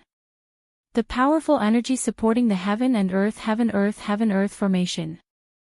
Huang Tian frowned and suddenly exclaimed, "Purple flames. Could the purple flames be the formation core?" Finally, the main topic. Yu Qianqiu was secretly happy when he heard that. Luckily, you're not completely clueless, or else I'll have to slowly guide you. However, he asked with an ignorant expression, "Purple flames? What's purple flames?" Huang Tian immediately explained the true Samadhi fire in detail. Yu Qianqiu listened patiently and immediately clapped his hands and cheered, "That's right, that's it. There's no doubt about it. The purple flames are the formation core. Do you have a way to find it? As long as we find it, we'll be able to leave this broken place." Huang Tian pursed his lips and nodded excitedly. Since the purple flames are the formation core, it's easy now that we have a target. We won't have to search aimlessly. Maybe we'll have to spend some time to ask around, but we'll definitely find it. After all, the purple flames aren't ordinary. The target is no small matter. As long as it's shown, someone will definitely know. I've heard people mention it before, but I didn't pay much attention to it. I didn't expect it to be the formation core. Hearing someone mention the purple flames, Yu Qianqiu's body trembled. He walked over and grabbed Huang Tian's arm. He said anxiously, "Who mentioned it? Quickly go and ask him. Don't pull and pull." Huang Tian pushed his hand away and paced around. He said sadly, "That person offended Immortal Lord Night Owl and was killed by Immortal Lord Night Owl. F***ck. Yu Qianqiu almost choked to death. What nonsense. Huang Tian saw that he wasn't faking his anxiety and nodded in his heart. It seemed that the purple flames were indeed the formation core. He comforted him, "Don't worry, I also want to leave this place as soon as possible. Don't worry. As long as the target is locked onto the heaven and earth universe formation, there will definitely be more than one person who has seen it. I'll find a way to find out about the purple flames as soon as possible." Yu Qianqiu calmed down a little and began to ponder whether he should think of a way to leak the news that he could leave the heaven and earth Great Qingku formation. Old Huang's ability seemed to be limited. He should be able to find the purple flames faster with the help of the immortal monarchs of the eastern and western palaces. Huang Tian's heart trembled slightly when he saw Yu Qianqiu's gaze drifting about. He narrowed his eyes and said in a deep voice, "Yu Qianqiu, since you and I have agreed to cooperate, I hope no one else knows about this." His tone concealed a hint of threat. Yu Qianqiu raised his eyebrows and said, "Don't worry about this, I have quite a reputation outside and am doing very well. I don't want all the masters here to go out and join in the fun. The world can't accommodate so many great gods. City Lord Huang, on the other hand, you have to be careful when you find the purple flames. I know what I'm doing, you don't have to worry about it." Huang Tian paused and suddenly said, "Speaking of the outside, I thought of something. I don't know if you know this person. This person can actually ignore the heaven and earth Qianku formation." He immediately repeated what Yu Feng had said. Yu Qianqiu was speechless. He didn't need to guess to know that it must be that amazing master of his. Who else could it be other than him? This old man was as monstrous as ever. The more he played, the bigger he got. He hoped that he didn't kill himself. But then again, worrying for him was unnecessary. The old man insisted on walking the path of terror, and no one could stop him. After thinking about it, he shook his head and said, "I've never heard of such an expert in the world." Huang Tian nodded and said, "I also feel that it's impossible for there to be such an expert in the world. Maybe he's a rising star in the celestial world. Yu Qianqiu waved his hand and said, let's not talk about him. Let's talk about me first. My native friends are still in prison. Why don't you find a reason to release them and give us a free identity? Huang Tian nodded to indicate that he would arrange it.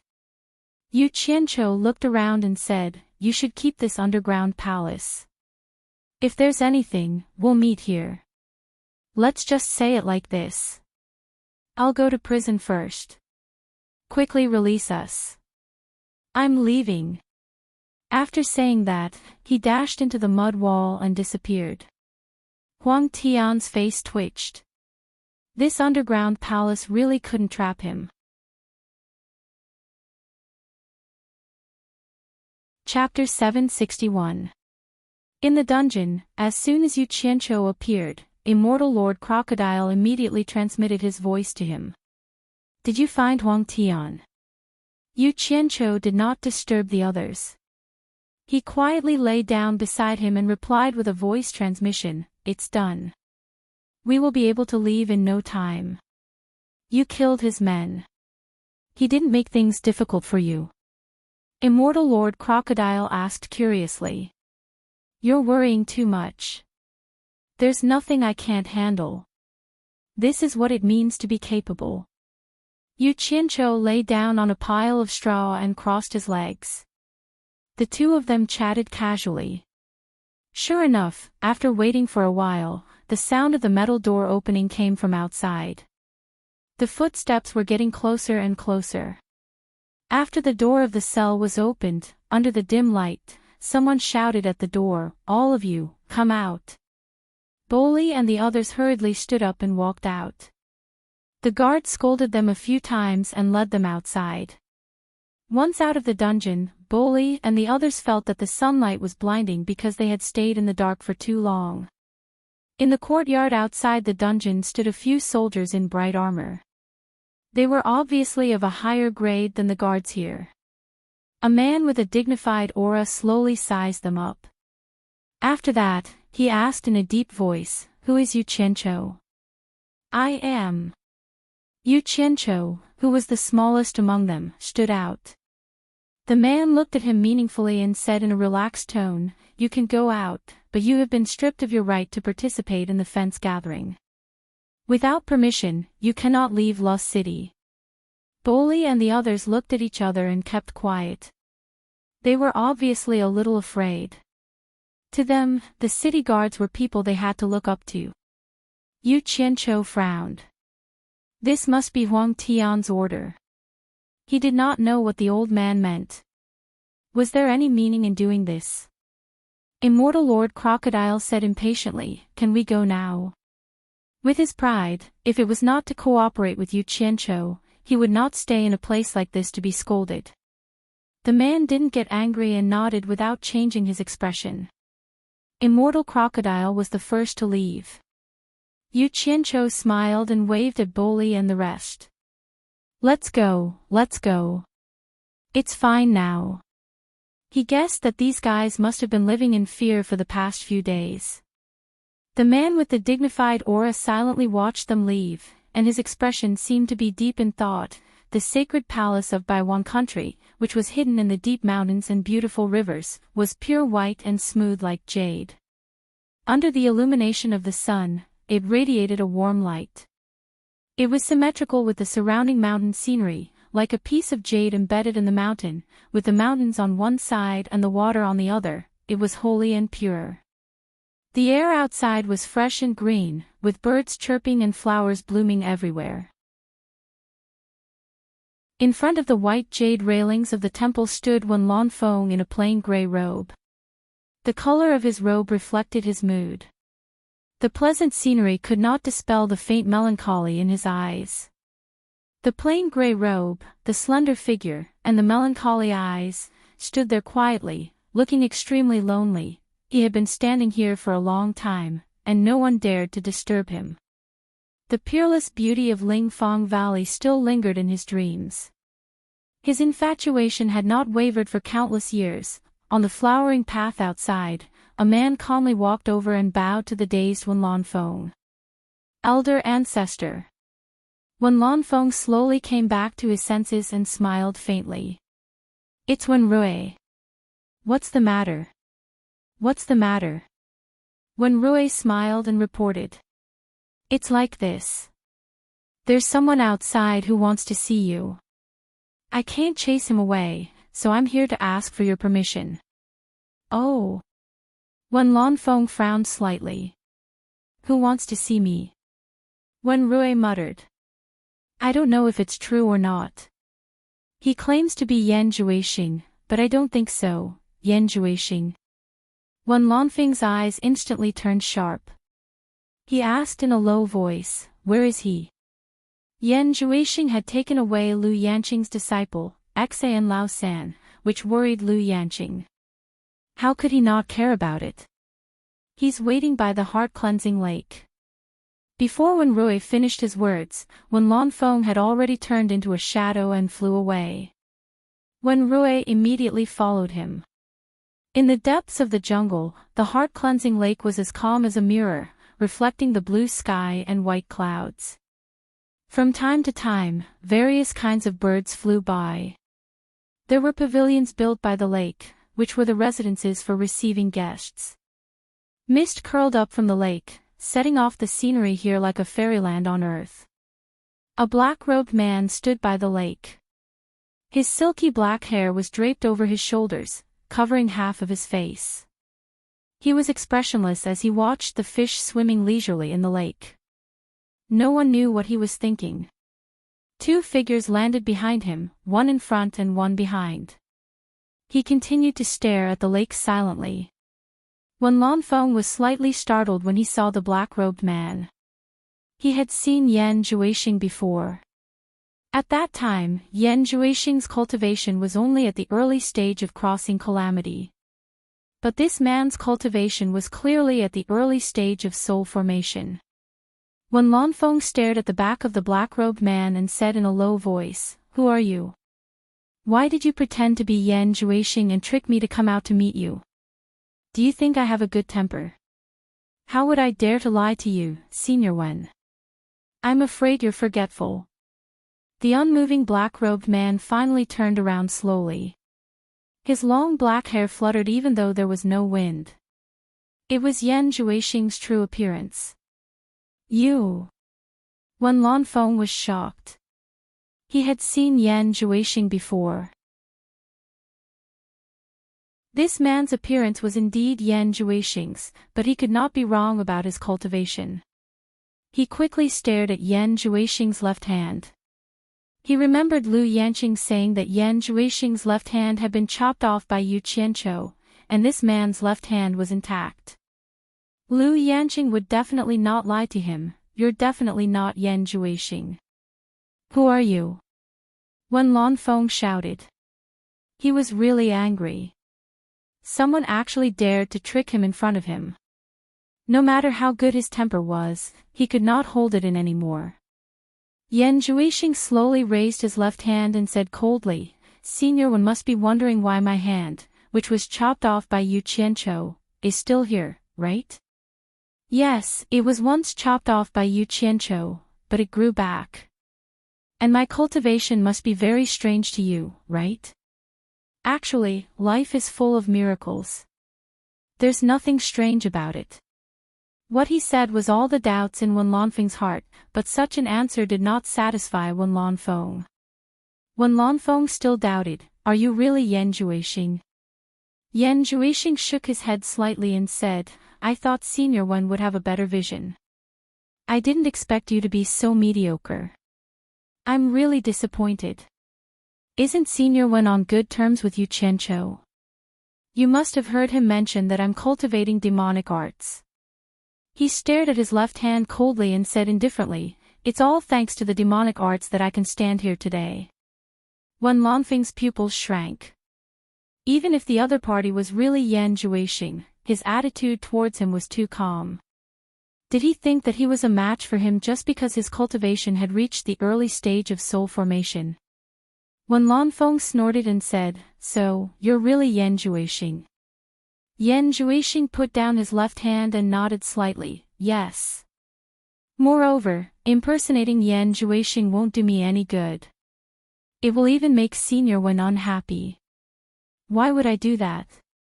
After confirming Yan Zhuixing's identity, Wen Lanfeng ignored the miracle that happened to him because he did not feel that it had anything to do with him. He immediately shouted, "Where's Third Exin?" Third Exin? Yan Zhuixing said indifferently, "It seems that the rumor in the cultivation world is true. Senior Wen has long fallen for the world's most beautiful woman. If there's a chance, I'd like to see how beautiful the so-called world's most beautiful woman is to be able to make Senior Wen fall in love with her. I'll ask you for the last time. Where's Third Exin?" Wen Lanfeng's eyes turned cold and his body exuded a faint killing intent. Yan Zhuixing shook his head slightly and said without fear, "Senior Wen, please answer my question first. If I'm satisfied, I'm willing to return Third Exin to Senior Liu. Otherwise, don't even think about knowing where Third Exin is even if you kill me." Wen Lanfeng clenched his fists and said in a deep voice, "Speak." Senior Wen and Yu Qianzhou's relationship is not ordinary. I believe Senior Wen must know where Yu Qianzhou is. Yan Zhuixing's black robe and long hair suddenly fluttered without any wind. He asked word by word, "I want to know where Yu Qianzhou is." Wen Lanfeng was slightly stunned. It was obvious that Yan Zhuixing wanted to find Yu Qianzhou for revenge. With Yan Zhuixing's current cultivation, he was afraid that Yu Qianzhou would have a hard time. Moreover, it was impossible for him to tell Yan Zhuixing that Yu Qianzhou was no Yud. He paused and said, "Hand over Third Exin and I can let you go today." Yan Zhuixing's eyes lit up and he sneered, "It seems that Senior Wen knows where Yu Qianzhou is. You just don't want to say it. If that's the case, I won't force you. I believe I can find other people who know. Goodbye." Just when he was about to turn around, he heard Wen Lanfeng shout, "Stop. Do you think you can leave today?" "Oh." Yan Zhuixing stopped and shook his head, "That's not necessarily true.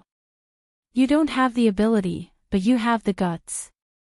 You don't know the immensity of heaven and earth. Today, I will let you know what is certain." Just when Wen Lanfeng was about to make a move, he suddenly felt a slight movement behind him. He thought that Wen Rui was going to attack on his behalf.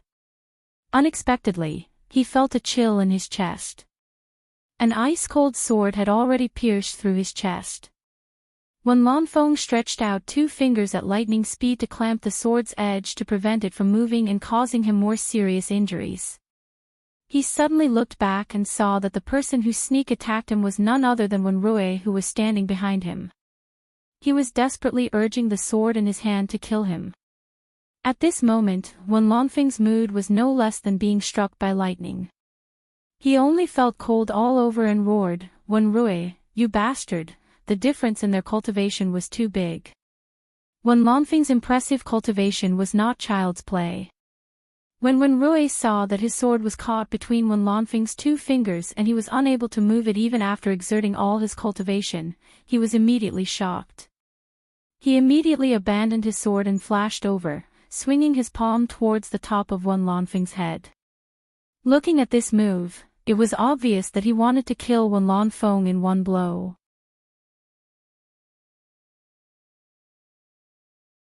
Chapter 762. Wen Lanfeng had never dreamed of such a day.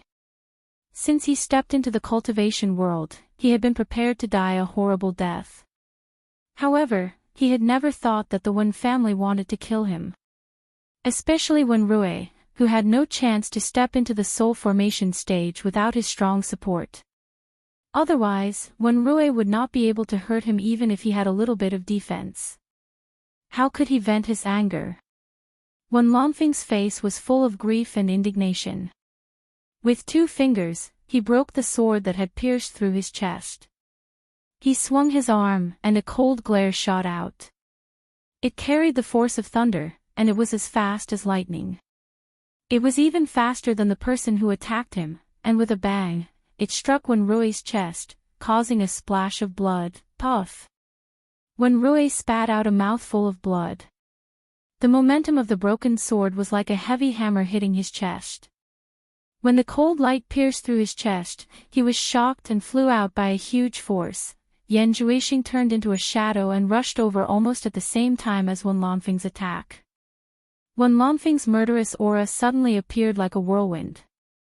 He stared at Wen Rui, who was sent flying, and slapped the exposed half of the broken sword on his chest without turning his head. The flowing light shot out from his back with a spurting blood sword. The sound of wind and thunder rose again and violently shot toward Yan Juixing. The sharp aura of the broken blade arrived in an instant, like a frosty blade sweeping over. Yan Juixing was shocked. Wen Lanfeng was indeed Wen Lanfeng. His cultivation was much higher than Bing Qingzi's. He was a little overconfident and overestimated himself. Just the power of the broken sword alone was not something he could withstand. In a flash of thought, Yan Juixing's afterimage split into 3 phantasms like black smoke. The broken blade passed through the 3 phantasms almost at the moment when the 3 phantasms separated. It hit the heart-cleansing lake and made a huge splash. Yan Juixing was so scared that he broke out in a cold sweat. Even though he had escaped this fatal blow, the sprayed blood was like a rainstorm and instantly covered the 3 wisps of black smoke that could not escape in time. The crackling sounds were like beans being fried, causing the 3 wisps of black smoke to tremble like curtains. They were forcefully separated into 3 arcs that converged into a shape in the air. Yan Juixing looked a little embarrassed when he reappeared. His black robe was full of small holes and a few strands of black hair were scattered on the lake. This was just the appearance. His skin under the black robe was painful and numb as if being pricked by thousands of needles. If his demonic body was not strong, he would have been beaten into a sieve. Yan Juixing clenched his fists in the air and the bones all over his body cracked. Black evil spirit instantly gushed out from his body and lingered around him. Yan Juixing, with his long hair fluttering in the wind, slowly raised his head. His cold gaze shifted from his own body to Wen Lanfeng. He said indifferently, "Senior Wen is indeed worthy of your reputation." This was not a compliment. Yan Juixing thought that Wen Rui's sneak attack first and he would succeed with his demonic skills. But who knew that Wen Lanfeng was as immovable as a mountain? With just a raise of his hand, he immediately forced the 2 into an embarrassing situation. One of them was seriously injured. Wen Rui was still struggling in the ruins of the wooden building that he had crashed into. However, he seemed to be injured too badly. He shook his dizzy head and could not stand up for a long time. Wen Lanfeng stared at him with a sorrowful expression on his face. He allowed the blood to flow from his chest and back. The blood that flowed out formed strange patterns on his gray robe, giving the illusion that his robe had been torn apart. No matter how much blood flowed, it could not drain the sorrow in his heart. He really could not think of any way that he had wronged Wen Rui. Wen Lanfeng pointed a finger at his chest and channeled his strength through his meridians, immediately stopping the bleeding on his chest and back. His long but somewhat bleak body suddenly turned around and stared at Yan Juixing angrily. "Ignorant junior, don't even think of leaving today. Leave your life here." Yan Juixing was waiting for him to turn around and look at him. He immediately grasped the opportunity and shouted in a deep voice, "Look at my demon eye." His eyes suddenly glowed with a demonic red light and directly looked at Wen Lanfeng's stare. Wen Lanfeng's expression slightly stiffened. But in the blink of an eye, his eyes suddenly glowed and he shouted angrily, "Crooked Wei, how dare you act wildly in front of me?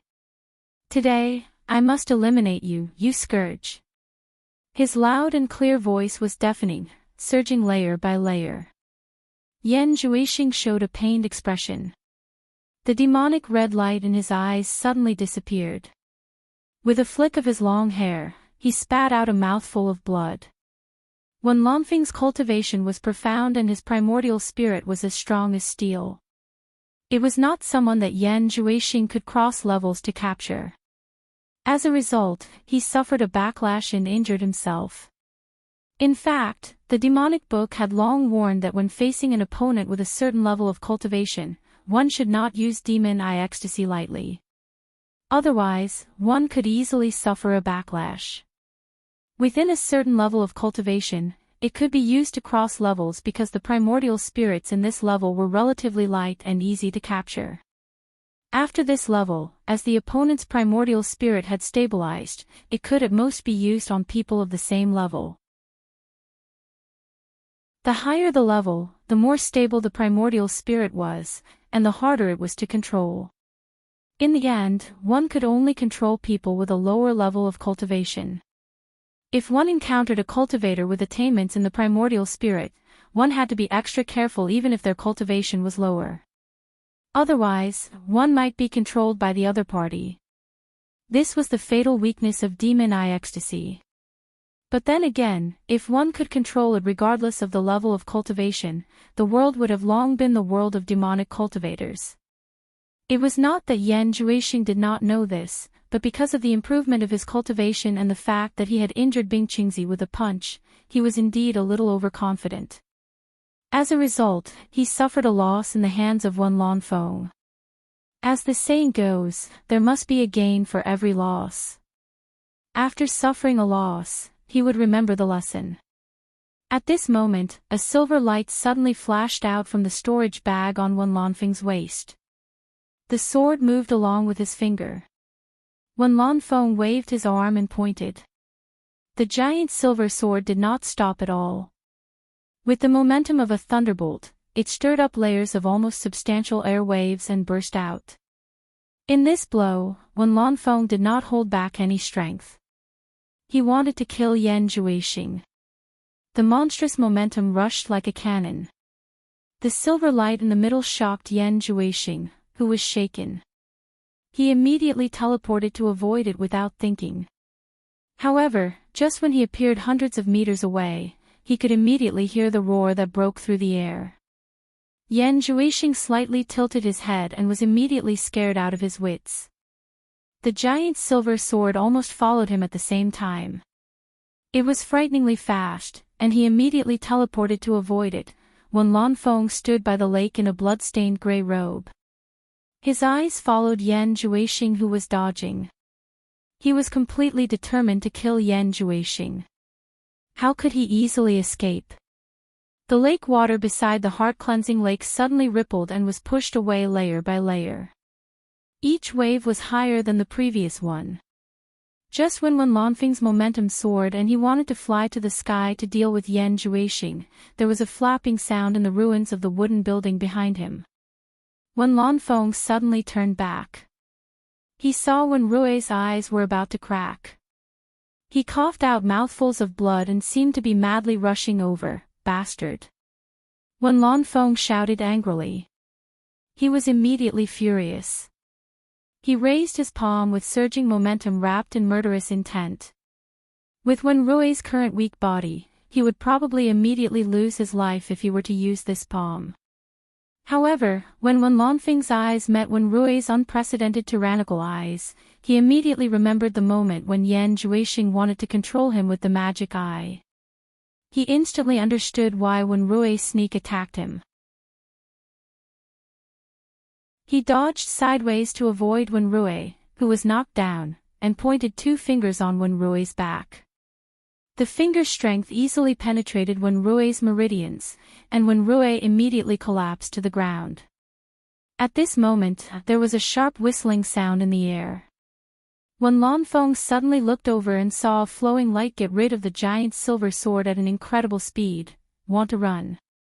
Wen Lanfeng snorted coldly. He had disappeared. He teleported 3 times in the air and instantly caught up with Yan Juixing. He waved his fist and directly punched, "Leave your life here." The strong wind blew wildly in the air with astonishing momentum. Yan Juixing looked back and was immediately scared out of his wits. Wen Lanfeng had already swung his fist in front of him with a face full of anger. At this time, Yan Juixing had no choice but to fight. He used all his cultivation and shouted, "Magic fist." Boom! There was a loud sound in the air, and the airwave collapsed. Yan Zhuixing made a puff sound and spat out another mouthful of blood. He was directly thrown far away by the powerful impact. However, he could not care about anything at this time. The only priority was to escape. With the help of the powerful impact, he took advantage of the magic light glimpse movement technique to the extreme and fled into the sky like a flowing light. He looked back from time to time, afraid that when Lanfeng would catch up again, when Lanfeng stopped in the air and watched Yan Zhuixing escape. His eyes were filled with disbelief. The penetrating and explosive force contained in Yan Zhuixing's punch was so strong that when Lanfeng could not believe that the punch was made by Yan Zhuixing. In fact, at this time, it was not that he did not want to chase Yan Zhuixing again, but the true vitality in his body was extremely chaotic. He had a faint feeling that he could not condense it. It seemed that the power of Yan Zhuixing's punch was still reverberating in his body. At this time, the penetrating wound on his chest and back was gurgling blood again. Unfortunately, Yan Zhuixing, who was busy running for his life, did not see this scene. Otherwise, he should be able to more or less see that when Lanfeng had almost lost the ability to fight at this time. If he could take the opportunity while he had not recovered, he would definitely be able to avenge the hatred of Lingfang Valley. After a long time, when Lanfeng, who stopped in the air, finally recovered. He pointed a finger at his chest and the bleeding on his chest and back was stopped again. At this time, when Lanfeng's face was a little pale, which was related to the excessive blood loss. However, with his cultivation, it was not fatal. Staring at the direction where Yan Zhuixing disappeared, when Lanfeng shook his head slightly and sighed. He knew that he had missed the opportunity and it was useless to chase. As soon as he turned around, he saw a group of Wen family disciples flying over. These disciples who were cultivating in seclusion were obviously awakened by the movement of the fight and came out of seclusion. When Lanfeng did not say a word and directly flew past them to the lakeside to carry Wen Rui back. The Wen family disciples who were so shocked that they forgot to salute took a long time to react. They looked at each other in disbelief. They actually saw the elder ancestor injured. It was really hard to believe that someone could injure the elder ancestor.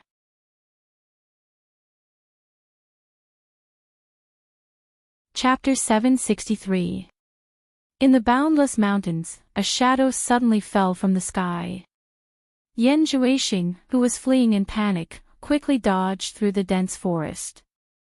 He found a hidden cave in a sorry state and directly entered it. Who knew that there were two big gray wolves, one male and one female, lying inside? The two wolves were shocked and before they could do anything, Yan Zhuixing punched them into a bloody mess without hesitation. He then turned around and hid in the cave covered by grass and trees, carefully watching the surroundings. He was still in the territory of Baiwan country, but he really did not dare to run anymore. Once when Lanfeng caught up with him, in terms of speed, he was frightened by the scene of when Lanfeng chasing him. In addition, the demonic aura in his body was almost exhausted. He could not run far even if he wanted to, so he had to find a hidden place to hide. After confirming that no one was chasing him, Yan Zhuixing's nervousness was somewhat relieved. He looked around the barren mountains. What a familiar scene. What a déjà vu. Yan Zhuixing sat on the ground, helplessness and desolation surging on his face. He was fleeing in panic in the barren mountains again. This was not the first or second time. Was this his fate? Yan Zhuixing inserted his hands into the soil. He did not expect Wen Lanfeng to be so strong. After being successfully attacked by Wen Rui, he did not even have a chance to get close to Wen Lanfeng. Based on his current cultivation, the demonic skill he cultivated could only exert its power in close combat. But even if he could get close to Wen Lanfeng, the demonic fist that he exerted with all his strength still could not hurt Wen Lanfeng. Instead, he was injured again. He did not expect that Bing Qingzi's cultivation was so different from Wen Lanfeng's. He could hurt Bing Qingzi with 60% of his strength, but he could not hurt Wen Lanfeng with 100% of his strength. Yan Zhuixing was speechless, regretting that he did not listen to Bing Qingzi's words and only came out after mastering the demonic skill. He did not think that Bing Qingzi did not expect that Yan Zhuixing would hurt him at all. Moreover, Yan Zhuixing was purely resisting and did not fight back at all. If Bing Qingzi really wanted to kill Yan Zhuixing would not be any better. After all, an expert at the late stage of soul transformation was not to be trifled with. No! Yan Zhuixing jumped up with a swoosh. His movement was too violent and affected his internal injuries. He immediately bent over and pressed his chest, choking a mouthful of blood. After he slowly straightened his body, his face was filled with anger and unwillingness. As he gritted his teeth, he was actually so angry that he was trembling. Now that he had calmed down, he recalled the punch that collided with Wen Lanfeng. When he was escaping, he looked back and saw that Wen Lanfeng's chest was bleeding. In other words, his punch was effective. Thinking about why Wen Lanfeng didn't chase after him. Wen Lanfeng had proven that he had the ability to kill him, so why did he stop there and watch him escape? It was obvious that Wen Lanfeng had lost the ability to chase after him. Once he figured it out, Yan Zhuixing immediately felt like his heart was being stabbed by a knife. He understood that he had missed the most crucial opportunity. Return now. This was impossible.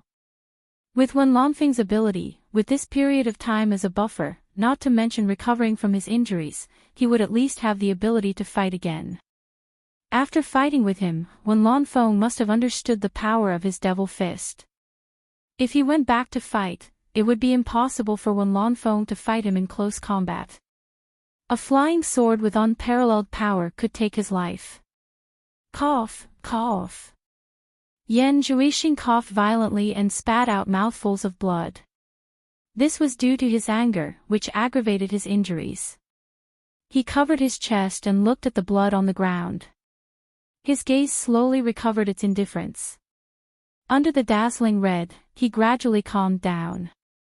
His indifferent eyes stared outside the cave. Since his demonic fist had injured Wen Lanfeng, it meant that he still had a chance for revenge. Wen Lanfeng, you have so many weaknesses. It won't be too long before we meet again. Yan Zhuixing gritted his teeth and sat down cross-legged. He took out a panacea and began to adjust his breath to restore his body. This was the most important thing at the moment. In the sacred hall of the Wen family, Wen Lanfeng's personal meditation place was empty and quiet. In the corner, Wen Rui, who was chained up, lay there quietly. Although he was unconscious, Wen Lanfeng had personally sealed his dantian, making it impossible for him to use his cultivation. His serious injuries had also been healed by Wen Lanfeng with his profound cultivation. There was a chance for him to recover slowly.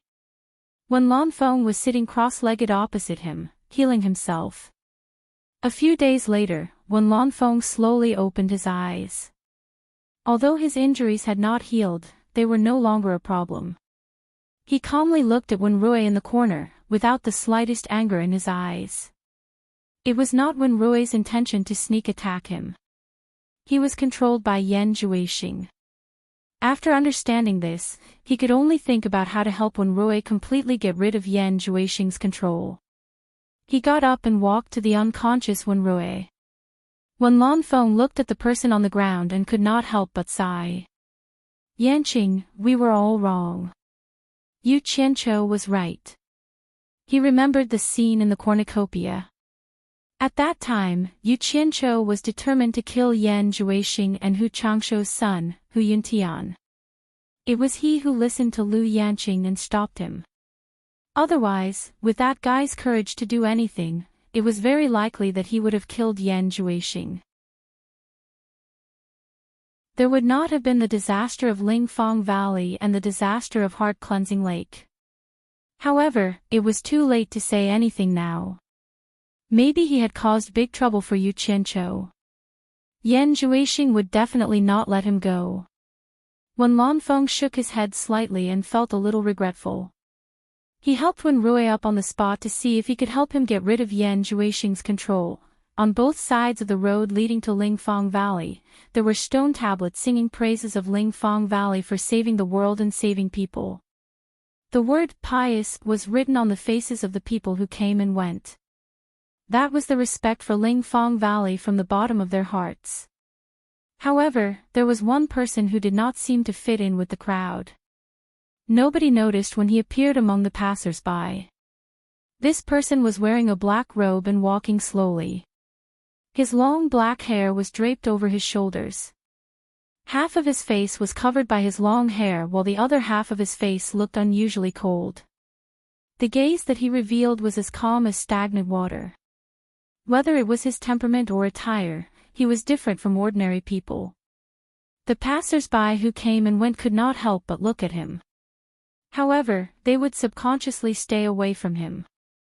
Because they were too close to each other, they felt a bone-chilling coldness, as if they weren't approaching a human, but a block of ice in the winter. After entering Lingfang Valley, one could immediately smell the medicinal fragrance. The surrounding scenery was quiet and the vegetation was lush and green. There were many unknown small flowers in the medicine fields on both sides of the valley. When the breeze blew, they would sway shyly, appearing small and delicate. The long-haired man in black raised his head and looked at the two big words Medicine Hut, on the opposite mountain. Then, he followed the passers-by into the long row of spirit hut where patients were treated. The spirit hut was crude but it did not lose its elegance. Even though the four sides were hollow and ventilated, the medicinal fragrance was far richer than the outside. After the long-haired man in black looked around coldly, he silently sat on the bench with the others and waited in line.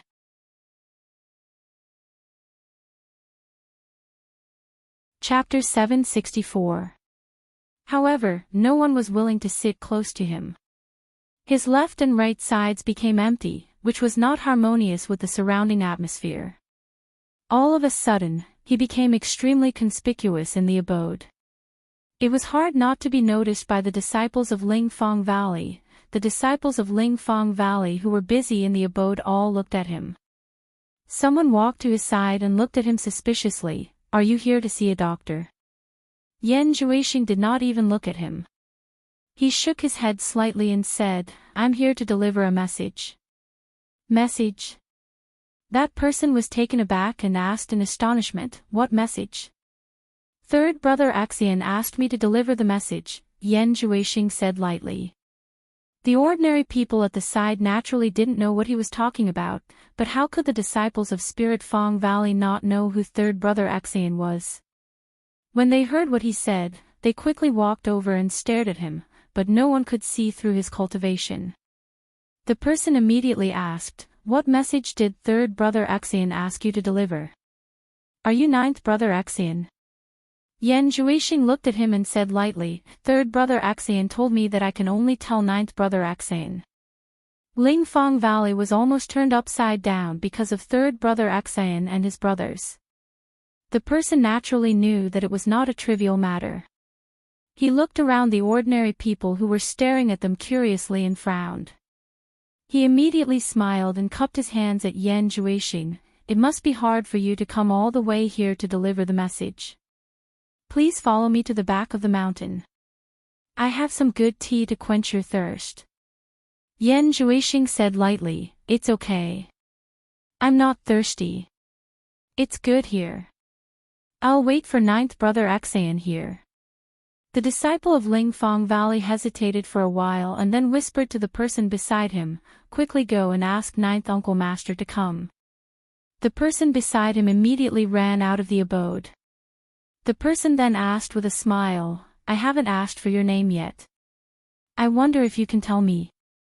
However, Yan Juixing did not speak anymore. He sat there stiffly and looked straight, as if he did not hear anything. The person was a little embarrassed but he could not say anything. He could only wait for ninth brother Axian. Of course, he was also guarding. Since this person knew about third brother Axian, he could not let him go. Not long after, a tall and thin man in grey quickly ran into the abode. It was ninth brother Axion. The crowd parted to let him in. The disciple who answered before immediately pointed, "Ninth Uncle Master, that's him." Old ninth Axion sized him up and his pupils shrank. He discovered that this person was actually at the early stage of soul formation. However, in the cultivation world, anyone who could reach the soul formation stage was not a nobody, but he had never seen this person before. Yan Zhuixing tilted his head and looked at him. He slowly stood up and said indifferently, "You're ninth Axion." Because the two of them had never met before, they didn't know each other. Axion Laojiu cupped his hands and said, "I am indeed Axion Laojiu. I heard that you are here on behalf of my third brother. Is this true?" "Of course. Otherwise, I wouldn't have come all the way here," Yan Zhuixing said calmly. Ninth brother Axion got the confirmation and became anxious. However, when he saw the ordinary people around, he immediately waved his hand and said, "Please move to the back of the mountain. We can talk slowly."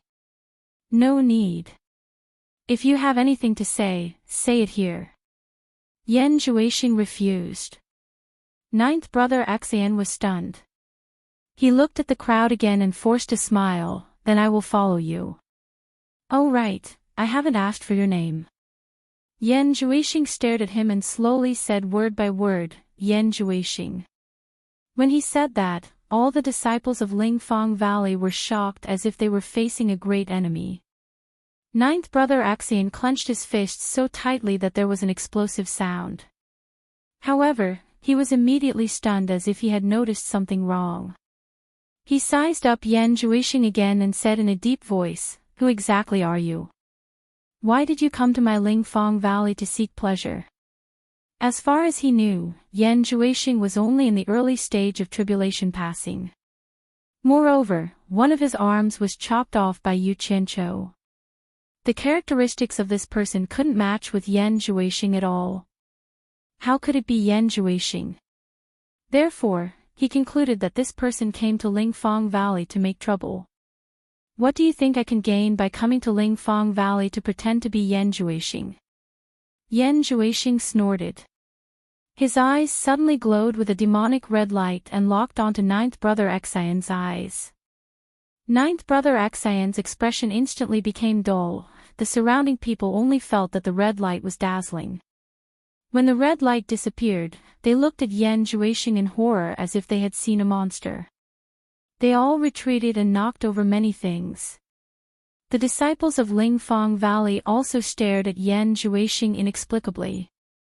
They didn't know what was going on with the red light that burst out from his eyes. Yan Zhuixing suddenly raised his finger and pointed at the disciple of Lingfang Valley who was talking to him before and said, "Kill him." Ninth brother Axion's dull expression instantly came back to life. Without hesitation, he struck the disciple beside him with his palm. That disciple never thought that ninth brother Axion would sneak attack him. He didn't even have the thought of dodging. Immediately, he let out a shrill scream and died on the spot. Yan Zhuixing nodded his head in satisfaction. However, the surrounding people were terrified. Murder. Suddenly, screams could be heard from all directions. They rushed out of the abode and scrambled out of the valley. The disciples of Lingfang Valley were also terrified. They rushed out of the abode in a flash, afraid that they would be implicated by ninth brother Axion. In an instant, Lingfang Valley was in a mess. People were screaming and running everywhere. Inside the abode, ninth brother Axion stood beside Yan Zhuixing expressionlessly. Yan Zhuixing glanced at him and a smile appeared on his calm face. Things went smoother than he had imagined. He had long heard that the people of Lingfang Valley cared about their reputation under the guidance of Lu Yanqing. They definitely wouldn't fight with him in front of mortals. Therefore, he blended in with the mortals and brazenly broke into Lingfang Valley. This method seemed easy to expose, but in fact, it was safer than sneak attacks. If he sneaked in, he might not be able to hide from the experts in the valley. For example, it was said that Lu Yanqing, the world's most beautiful woman, was beaten by Bai Changchun from the middle stage of soul formation back to the early stage of soul formation. However, after seeing her in Cornucopia Bing Qingzi, he was surprised by Lu Yanqing's miraculous hands, and her cultivation actually recovered to the middle stage of soul formation. Therefore, there was no harm done. If he sneaked in and was discovered by Lu Yanqing, he was afraid that things would not go so smoothly. Now that he had ninth brother Xan, even if Lu Yanqing used force, with two soul formation experts working together, he really didn't have to be afraid of her. Thinking of this, the smile on Yan Zhuixing's face became wider. In the end, he laughed wildly. His wild laughter echoed in Lingfang Valley. The chaos in Lingfang Valley had already alarmed the people in the medicine hut. The remaining four brothers of the Axian family all rushed to the scene. After seeing the situation in the abode, they looked at each other. The eldest brother of the Axian family frowned and said in a deep voice, "Ninth brother, what's going on?" On the top of Medicine Hut, Lu Yanqing, who was dressed in green, led the enchantress and Yan Yu out of the small courtyard. The three of them stopped at the edge of the cliff and silently watched the movement below. Inside the abode, ninth brother Xan called out to them, "Eldest brother, second brother, fourth brother, eighth brother, come in for a moment." He pointed to Yan Zhuixing and said, "He brought news of third brother. You guys come and listen together." The four brothers looked at each other. The younger brother did not suspect anything was wrong when he called. Instead, he flashed in with a face full of surprise. As for the disciples of Spirit Fang Valley outside, they still did not know what had happened just now. After all, no one had ever seen anyone use the evil magic of the magic eye. They thought that the previous disciple had somehow offended Axian Laojiu. Thinking of that scene, everyone had a lingering fear in their hearts. No one stopped the four brothers from entering. Once the four brothers entered the abode, they couldn't avoid the dead bodies on the ground. Eldest brother Axian stared at the ground and frowned. "Ninth brother, what's going on?" Just as he looked up, he saw the eyes of the man in black next to ninth brother Axian explode with red light, messing up his consciousness. His expression instantly became sluggish. The other three immediately felt something was wrong. Especially second brother Axian, his reaction was quite fast. He immediately shouted, "Where did this demon come from?" He directly threw a palm at Yan Zhuixing, deciding to stop him first. Who would have thought that in a blur, ninth brother Axian had already teleported in front of him? Second brother Axian was stunned and was forced to stop. But what he never expected was that Axian Laojiu's lightning-fast punch had already landed on his chest.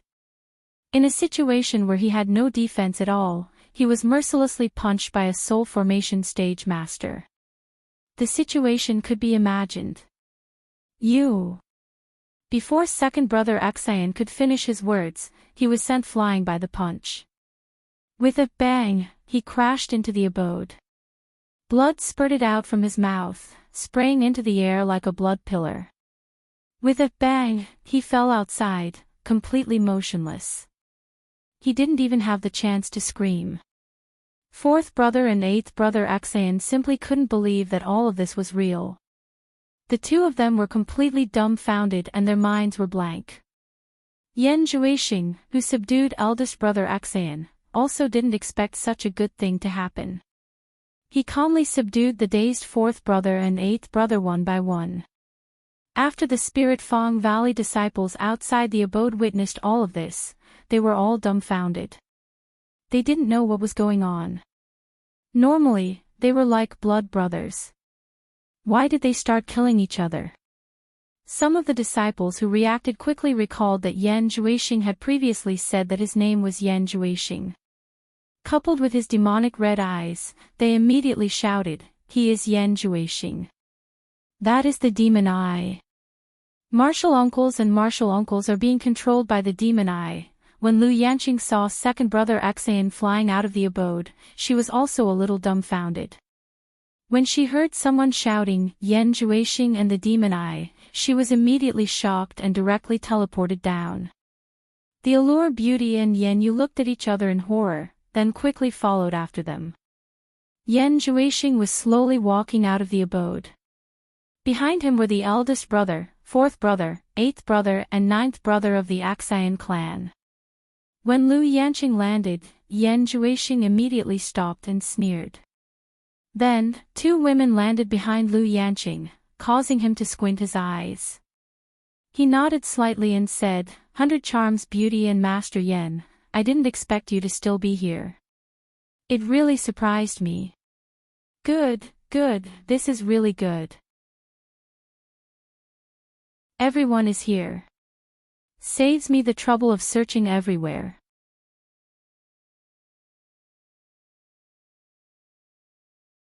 Chapter 765.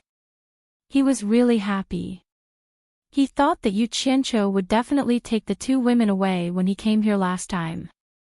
He didn't expect them to still be here. If he had known this, he would have come to Spirit Fong Valley first instead of going to the Wen family to suffer.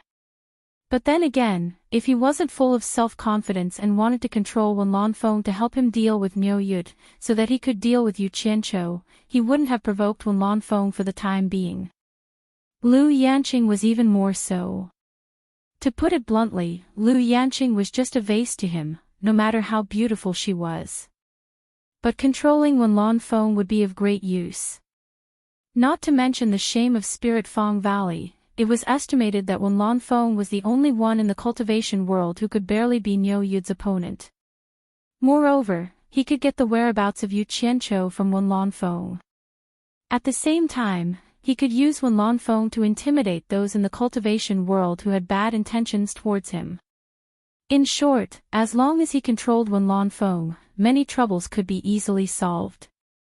But reality was cruel. Wen Lanfeng wasn't so easy to deal with. If Wen Rui hadn't succeeded in the sneak attack and injured Wen Lanfeng, he might have had to use blood escape to escape. Since Wen Lanfeng couldn't control him, he could only destroy him to avoid endless troubles. Moreover, after the incident with the Wen family, Wen Lanfeng definitely wouldn't let him go.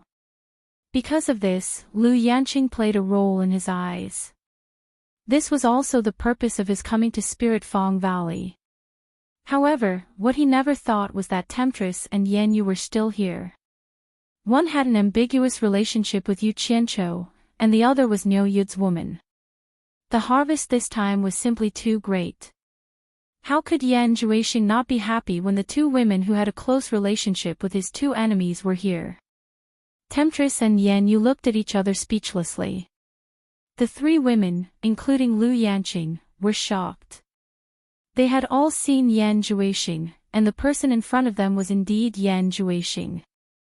However, what the three of them couldn't understand was that didn't Yu Qianqiu say that Yan Juixing's arm had been chopped off by him? Why was it still fine? Out of the three girls, Lu Yanqing was the most shocked. She could tell that Yan Juixing's cultivation had already reached the spirit-severing stage. When the disciples of Spirit Fong Valley saw their grandmaster, they immediately became courageous. A few disciples hurriedly carried second brother Xian's body over and cried, "Grandmaster, Master is already dead." Lu Yanqing was not a person who was easily angered. Seeing her disciple die tragically, she immediately flew into a rage. Her beautiful face was frosty as she stared at Yan Juixing and shouted, "Yan Juixing, did you kill him?" Yan Juixing smiled but did not answer. Instead, it was the Lingfang Valley disciple who stammered, "Grandmaster, my master was killed by ninth martial uncle." Lu Yanqing was shocked when she heard this. She glared at old ninth Xian and said, "Old ninth, is what he said true?" Xian Laojiu stood obediently behind Yan Juixing without saying a word. After Yan Juixing looked at Lu Yanqing from head to toe, he said in a breathtaking tone, "You are indeed the world's most beautiful woman. You are indeed unparalleled in the world." No wonder Wen Lanfeng can't forget you. Although I have seen Senior at the cornucopia, it is a pity that I did not see your true appearance. Seeing you today, this trip was not in vain. This junior finally knows what a beauty is. Not mentioning cornucopia would have been fine, but the moment cornucopia was mentioned, Lu Yanqing regretted it so much that her intestines were about to break. If she had not stopped Yu Qianqiu from making a move, how could Spirit Fang Valley have suffered such a disaster today? For a moment, Yu Qianqiu's warning at the cornucopia kept lingering in her mind. Unfortunately, Yu Qianqiu was right. She regretted not being able to do it in the first place. Where is third brother Xian? Was he also killed by you? Lu Yanqing's white face flashed with unease as she asked. Yan Zhuixing pointed to old ninth Xian and the others behind him and said indifferently, just like them, alive and well. Lu Yanqing's eyes swept over several disciples and said word by word, come back. However, after calling out a few times, no one listened to her. She immediately gritted her teeth and a pair of small golden knives appeared in her hands. It seemed that she, who had always hated fighting and killing, was also about to make a move. Yan Zhuixing's face revealed a sarcastic look and said indifferently, Senior Lu, I advise you not to be impulsive. Otherwise, you will not be able to bear the consequences. As he said, he slightly tilted his head and said, Boss Xian, your master's emotions are very unstable. You should die in front of your master and let her calm down. Yes. Boss Xian bowed slightly and directly hit the top of his head with his palm. In an instant, red and white things burst out and he fell to the ground on the spot. He twitched twice and stopped moving. No. Lu Yanqing exclaimed. The Spirit Fang Valley disciples behind were shocked and looked at the scene in front of them in disbelief. The temptress and Yan Yu's faces also changed greatly. Only Yan Zhuixing and the others were indifferent. Especially old ninth Xian and the others, they simply did not care about the life and death of their own brothers. Yan Zhuixing said indifferently, Senior Lu, I was right. If you dare to make me unhappy again, I only need to say a word and all your disciples will die in front of you. If you don't believe me, you can try again. Lu Yanqing heard this and immediately felt a sense of powerlessness. Looking at the dead boss Xian, she was a little confused. Senior Lu. Yan Zhuixing suddenly called out softly. Lu Yanqing slowly raised her head. Just as she made eye contact with him, she immediately saw a demonic red light bursting out from his eyes. In the blink of an eye, she was in the middle of a vast sea of blood. Numerous blood vines quickly entangled her and tied her up. Lu Yanqing was shocked and immediately remembered that the other party was using the demonic eye. She immediately struggled and used all her strength to break the blood vines that tied her up. At the moment when the blood vines broke, her eyes regained clarity and the scene of Spirit Fang Valley reappeared. Yan Zhuixing slightly staggered and his face was a little pale. He finally believed that the demonic eye could only be controlled by those below the soul formation stage. Once one reached the soul formation stage, he could only control opponents of the same level. With Lu Yanqing's cultivation, he had no way to control her. Amidst the exclamations of the Spirit Fang Valley disciples, the temptress and Yan Yu supported Lu Yanqing at the same time and said anxiously in unison, Senior, are you all right? Lu Yanqing shook her head slightly and gritted her teeth with a pretty face. Yan Zhuixing, how dare you use the demonic eye on me? Yan Zhuixing slightly calmed down and said indifferently, why can't I? It's a pity that Senior Lu's cultivation is profound and this junior can't control it for the time being. What a pity. You. Lu Yanqing glanced at the disciples that were controlled by Yan Zhuixing and swallowed the harsh words that were about to come out of her mouth. She gritted her teeth and said, what do you want for you to let them go? Humph humph. Yan Zhuixing sneered and looked back and forth between the girls, who can tell me where Yu Qianqiu is? The three girls were startled. The temptress really didn't know where Yu Qianqiu was because she didn't know that Yu Qianqiu was Niu Yud. However, the other two girls knew in their hearts, but they wouldn't say it no matter what. Yan Yu could be said to be dead set on Yu Qianqiu. How could she harm Yu Qianqiu? And Lu Yanqing wasn't the kind of person who would sacrifice others to save her disciple. In the silence, Yan Zhuixing indifferently said, "Since you're not saying anything, it means that someone knows but doesn't want to tell me. Senior Lu, could it be that you want your disciple to die on the spot?"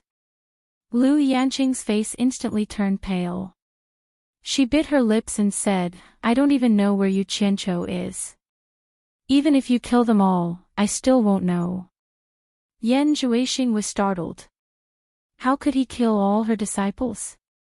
They were the bargaining chips to blackmail her. If he killed them all, she would immediately fight him with her life. He immediately nodded and said, "It seems that Senior Lu really doesn't know." As he spoke, the demonic red light in his eyes suddenly appeared again and directly locked onto the temptress's eyes. The temptress's expression instantly became stupid and she foolishly walked towards him. "No." Yan Yu immediately grabbed the temptress and refused to let her go. Yan Zhuixing snorted coldly. "In for a penny, in for a pound." He seized the opportunity and his eyes turned red again. In an instant, he also controlled the careless Yan Yu in his hands. In the end, the two girls walked towards him together. Lu Yanqing quickly grabbed the two of them. Yan Zhuixing angrily shouted, "If you don't want old Ninth Axan to die, let go." Lu Yanqing's body trembled. She subconsciously let go and watched the two girls walk towards Yan Zhuixing. Yan Zhuixing snorted coldly and stared at the two girls who were walking over. He asked, "Which one of you knows where Yu Qianqiu is?" The two girls' dumbfounded expressions came back to life. The temptress shook her head to indicate that she didn't know. Yan Yu paused and then reported, "Yu Qianqiu is actually Niu Yud. Niu Yud and Yu Qianqiu are the same person. He should be in the demon domain." "What?" Yan Zhuixing exclaimed. He thought that he had heard wrongly. He hurriedly asked again, "Are you sure that Niu Yud is Yu Qianqiu?" Yan Yu said respectfully, "There's no mistake. I'm sure. Because I realized that Niu Yud has been wearing a human skin mask." Yan Zhuixing still didn't believe it. He said, "Then why is there such a huge difference in their cultivation?" "I can't figure it out either," Yan Yu replied. Yan Zhuixing was worried that she was fooling him. He checked again to make sure that Yan Yu was indeed under his control and wasn't lying. He was immediately dumbfounded. If Yan Yu hadn't told him, he would never have thought that Niu Yud was Yu Qianqiu. This also explained why Niu Yud purposely spread the news to make him be hunted even though he had no enmity with him. It turned out that it was all Yu Qianqiu's doing. Such a shameless way of doing things was indeed Yu Qianqiu's style. However, he couldn't figure out why his cultivation could shake the cultivation world when he was Niu Yud, but his cultivation was only at the tribulation stage when he was Yu Qianqiu. There was definitely a secret that he didn't know. Maybe Yu Qianqiu was playing tricks on him. Otherwise, with Niu Yud's ability, there was no reason for him to show mercy when fighting with him. At the thought of this, anger burned in his chest. He had been fooled by that guy for such a long time. It was intolerable. He suddenly turned around and said, "Senior Lu, I'm afraid I need your help with something. Please ask Senior Wenlanfeng to come over."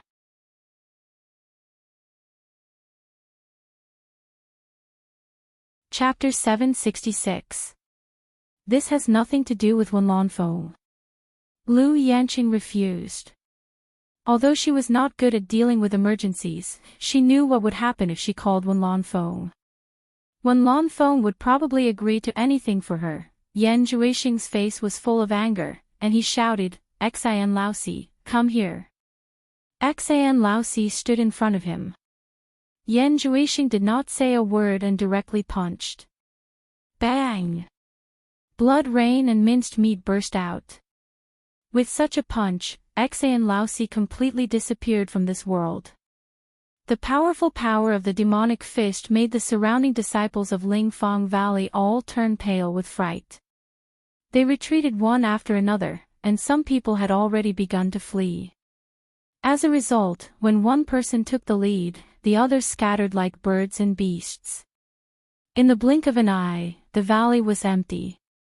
Originally, they had great hopes for Lu Yanqing's appearance, but now that they saw it, Lu Yanqing, this grandmaster, had disappointed them too much. She was so cowardly and incompetent that she had no ability to protect anyone. If they didn't leave now, would they be waiting for death? The prestige of the pillar had been completely lost. It turned out that one of the 4 great men of the cultivation world that everyone worshipped was like this. The blow to the disciples of the Spirit Fang Valley was simply too great. Everyone had lost their confidence and even felt sad. Originally, Lingfang Valley had always been managed by the Axian brothers. Now, the Axian brothers were dead, and the undead were controlled by others. Coupled with Lu Yanqing's appearance, the people's hearts were completely scattered. The world-famous Lingfang Valley collapsed in the blink of an eye. It was unbelievable. No! Lu Yanqing cried out in pain. A rain of blood and minced meat stained her body, making it impossible for her to maintain her usual demeanor. Yan Zhuixing said in a deep voice, "I'll say it again. Call Wen Lanfeng here." As a result, Lu Yanqing shook her head with grief and indignation.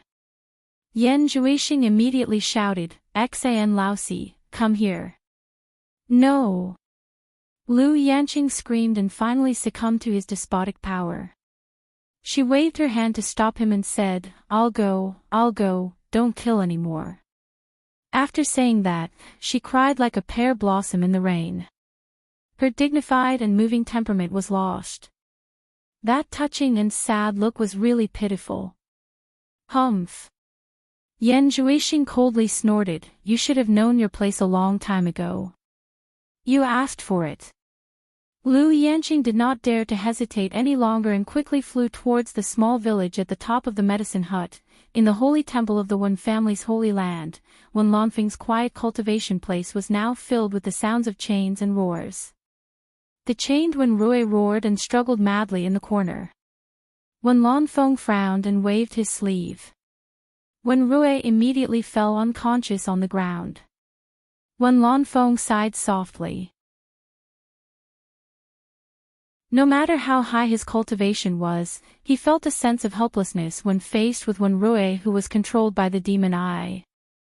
The crux of the matter was that this kind of magical technique was too strange. It directly controlled the primordial spirit.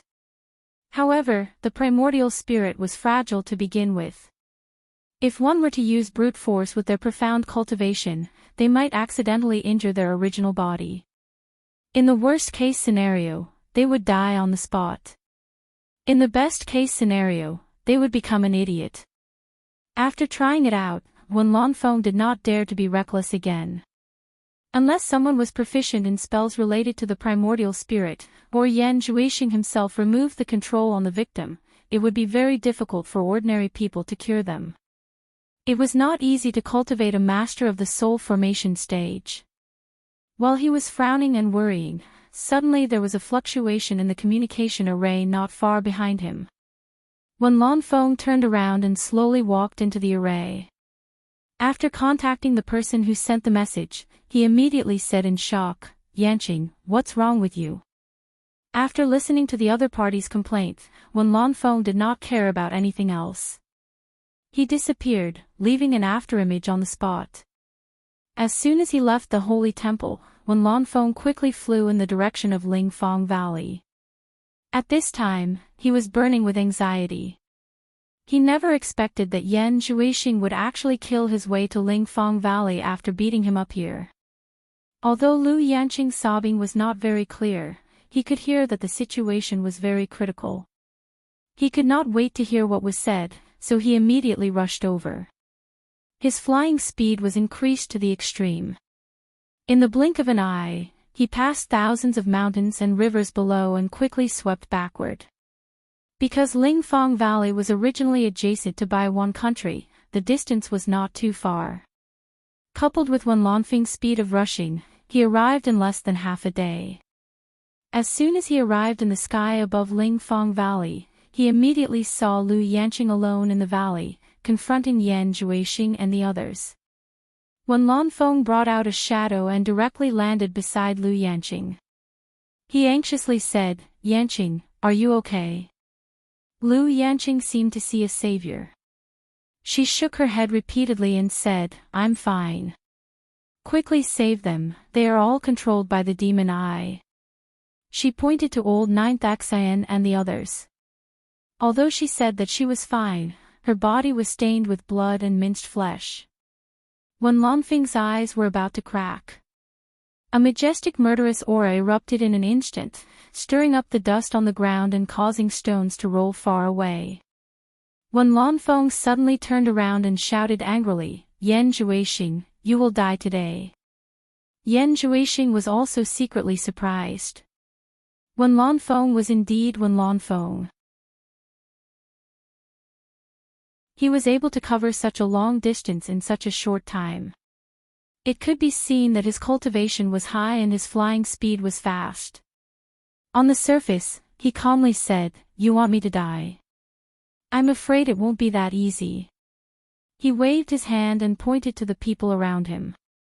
"With so many people to die with me, I'm not afraid of death. Then I will fulfill your wish." Wanlongfeng shouted and the giant silver sword flashed in an instant. Yan Zhuixing was shocked. This gentle guy was about to go crazy. His 5 claws with black light flowing around them directly clasped old Ninth Axian's neck. "No!" Lu Yanqing screamed and quickly pulled Wanlongfeng and pleaded, "You find a way to save them, he will kill them." "Ah!"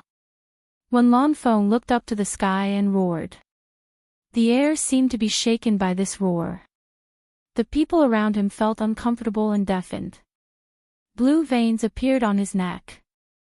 He forcibly suppressed his murderous aura and the giant silver sword flashed back and stabbed in front of him. Wanlongfeng turned his head with a painful expression and looked at Lu Yanqing. He still forced a smile and said, "How do you want me to save them?"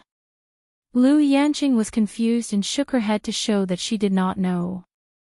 Yan Zhuixing shook his head and said, "I've always heard that heroes have a weakness for the charms of beauties. I didn't expect to see this scene today." Wanlongfeng took a deep breath and slightly calmed his emotions. He looked at him and said, "What do you want in order to let them go?" The black light on Yan Zhuixing's 5 claws converged and he let go of old Ninth Axian. He looked at his palm and said slowly, "Senior Wen's previous punch is really unforgettable. I'm not a gentleman, so I'm very vengeful. If Senior can resist my palm and not die, I will let them go." Wanlongfeng sneered and said, "You're just spouting nonsense. How can I believe you?"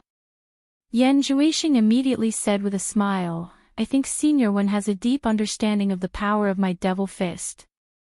But this time I won't use my fist, only my palm. I swear, I will only use one palm. If Senior Wen can withstand my palm without fighting back and not die, then I will let them go. If I break this oath, let me die a horrible death." He was straightforward and simply made the oath first. Wanlongfeng's chest heaved. After a little hesitation, he said in a loud voice, "Okay, I promise you." "No." Lu Yanqing pulled him again and repeatedly shook her head, indicating that he should not take the risk. Wanlongfeng smiled and affectionately pulled her hands away. He comforted her, "Don't worry, he's just a kid. With his little ability, he can't do anything to me." Lu Yanqing asked in disbelief, "Are you really sure?" Wanlongfeng laughed heartily and said, "Of course I'm sure. Do you think I will die? If I can't chase you in this life, how can I be willing to die?" A trace of helplessness flashed through his eyes. He patted Lu Yanqing's hands and walked past the giant silver sword in front of him. He stood firmly and shouted, "Yan Zhuixing, don't dawdle. Do it. Straightforward." Yan Zhuixing praised and then turned back to the people behind him and said, "If Senior Wen does anything out of line, you all immediately kill yourself in front of him." "Yes." They saluted and accepted the order. Yan Zhuixing nodded with a smile and walked straight forward. He was not afraid of Wen Lanfeng's sneak attack. He calmly stood in front of Wen Lanfeng and asked, "Is Senior Wen ready?" "Don't be so long-winded." Wen Lanfeng scolded and secretly used his whole body to defend. "Then I won't be polite." Yan Zhuixing raised his palm and a layer of bright red luster surged on the surface. Wen Lanfeng's pupils shrank slightly and the defense in his body was raised to the limit. Lu Yanqing also saw a trace of something wrong and hurriedly shouted, "Stop." Yan Zhuixing would not listen to her. With a loud bang, he had already heavily printed his palm on Wen Lanfeng's chest. After that, he immediately flashed back. Wen Lanfeng's expression changed and he took a few steps back to relieve the force. However, he still felt a strange force penetrating his chest into his body. He felt numb and the flow of blood in his body seemed to have slowed down a lot in an instant. In fact, the power of this palm alone was not a big problem for Wen Lanfeng with his cultivation level. However, Wen Lanfeng immediately felt that he had been hit by a secret move and stared at Yan Zhuixing. Lu Yanqing quickly flashed over and held him and asked anxiously, "Are you okay?" Wen Lanfeng breathed a sigh of relief and patted his chest. He calmly smiled and said, "It's just a so-so. It's not a big problem." Yan Zhuixing immediately shook his head and sighed, "Senior Wen, why do you have to deceive yourself? Although I haven't practiced this blood demon palm for long, and its power isn't great enough to kill someone on the spot, I believe that very few people will be able to survive for more than 10 days. Within 10 days, all the blood in their body will dry up. Of course, with Senior Wen's cultivation level, I think you can endure it for 10 days, but after 10 days, you will still die. Wen Lanfeng, you." Lu Yanqing was anxious, but before she finished speaking, Wen Lanfeng waved his hand to stop her. Wen Lanfeng stared at Yan Zhuixing and said in a deep voice, "I don't care if it's 10 days or not. At least I'm fine now. Immediately fulfill your oath."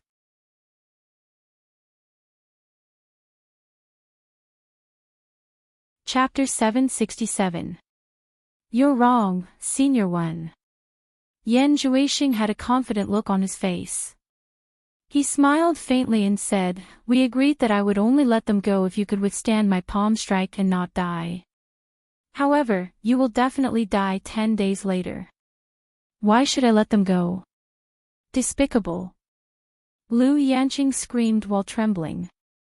Yan Zhuixing raised his brows and sneered. "I can't imagine how you became one of the 4 great eccentrics in the cultivation world. In my opinion, Bai Changchun is the only one among the 4 great eccentrics in the cultivation world. As for the others, hee. But it's not difficult to understand. Only people like you, who are beneficial and harmless to everyone, can live until now. Even I didn't think of touching you before, but you're still a burden, so it's a pity not to use you." Lu Yanqing's face turned pale and her body trembled uncontrollably. She suddenly realized that her subconscious self-discipline and benevolence were just a joke in the eyes of others. It turned out that others saw her as an idiot and a burden. Wen Lanfeng snorted coldly. The giant silver sword behind him flew out and hovered in the air, ready to strike. "I'll ask you one last time. Are you going to let them go or not?" Wen Lanfeng shouted in a deep voice. "It seems that Senior Wen will kill me if I don't let them go. But Senior Wen won't let me go if I let them go." Yan Zhuixing looked back at the people behind him and disapprovingly said, "Even so, I've decided to keep my word and let them go. But it's not my business whether they go with you or not. Well, you can go back now." The last sentence was for Ninth Axian and the others. He then turned around and walked toward the abode, not worried that Wenlon Feng would attack him. He naturally had something to rely on. However, Ninth Axian and the others just glanced at the opposite man and woman indifferently before turning around and following Yan Juixing. Wenlon Feng angrily shouted, "Quickly remove the control on them." Yan Juixing walked to the entrance of the abode and stopped after hearing the words. Then, he lightly said, "Senior One, I think your memory shouldn't be too bad. I only swore to let them go, not to remove the control over them. Don't confuse things. You're forcing my hand. It seems I have no choice but to kill you." Wenlon Feng gnashed his teeth. He had never been teased like this before. He should have killed Yan Juixing with his sword, but he could not ignore Lu Yanqing's feelings. The love between a man and a woman naturally couldn't avoid the tragedy of a hero's shortness of breath. Yan Juixing shook his head and said with a smile, "Senior One is being too serious. Actually, there isn't any irreconcilable conflict between us. I also don't want to fight to the death with Senior One. There is still a chance to salvage the relationship between us. I can remove the control on them, I can remove the control on third brother Axian, I can remove the control on Wenrui, and I can even help you neutralize the power of the Blood Devil's palm." When Lu Yanqing heard this, she suddenly looked up, and a glimmer of hope ignited in her eyes. "I'm afraid it's not as simple as you said." Wenlon Feng sneered. "Say it. What's the condition?" "One life in exchange for all of their lives." Yan Juixing waved his hand and pointed at the few people beside him. Wenlon Feng narrowed his eyes. "Who do you want me to kill?" "Yu Qianqiu. I want you to help me kill Yu Qianqiu." When he spoke this name, Yan Juixing was finally unable to keep his composure. His voice was almost howling, and his eyes were filled with rage. He was extremely agitated, and he seemed to wish for nothing more than to tear Yu Qianqiu into pieces. Wenlon Feng slightly paused and shook his head. "Yan Juixing, you're wrong. I can't kill Yu Qianqiu. Even if you kill everyone, I can't kill him." He looked back at Lu Yanqing and smiled bitterly. "Yanqing, I'm sorry. This is all I can do for you. Everything will be over after I kill this bastard. It's all my fault. I've implicated you." Lu Yanqing's shoulders trembled, and she buried her head and cried bitterly. Wenlon Feng's face was full of pity. His outstretched arm paused for a moment, and finally, he wrapped it around her shoulder, hugging her for the first time in his life. He gently stroked her beautiful hair with his palm. Yan Juixing's pupils shrank. He realized that he seemed to have pushed a little too far. Things were going to be bad. He immediately said loudly, "It's fine if you don't kill him. As long as you find Yu Qianqiu and bring him here, I will fulfill my promise. The grudge between me and him will be settled by us. There is no need for others to intervene." Wenlon Feng tilted his head and sneered, "Do you think I will believe your words again?" Yan Juixing shook his head slightly and raised his finger to Lu Yanqing, who was in his arms, and said, "Senior One, even if you kill me, have you ever thought about what will happen to her after you die? Look around. Spirit Fong Valley has already collapsed. If you die, she will no longer have anyone to rely on. Senior Lu's beauty must be coveted by many. Without your protection, I can't imagine what will happen to her. Do you really want her to become a plaything under someone else's crotch?" "Shut up!" Wenlon Feng shouted loudly, causing the entire valley to buzz. These words were something that he could not bear even if he died. They had completely hit his soft spot. Yan Juixing smiled. He knew that his words had hit his soft spot. He said indifferently, "Find Yu Qianqiu and I will fulfill my promise. And Senior One will also get what he wanted. He will grow old with Senior Lu. Isn't that good?" Wenlon Feng hesitated. He was indeed tempted. wasn't growing old with Lu Yanqing what he had been pursuing. Taking a step back, even if he did not agree to his request, he could take the opportunity to leave and find someone for Lu Yanqing to entrust her life to. This woman really could not withstand the wind and rain of the cultivation world. As long as he avoided Lu Yanqing's eyes, he would immediately come back and kill this thief. Since you want to kill Yu Qianqiu so much, why don't you settle the score with him yourself? Wen Lanfeng asked. Do you want me to go to the demon ghost domain to find Miu Yud? Yan Zhuixing shook his head and said, no. The demon ghost domain has shaken the cultivation world for so many years. There must be something strange about it. Otherwise, with that kid's cultivation, how could he scare away so many spirit-severing experts?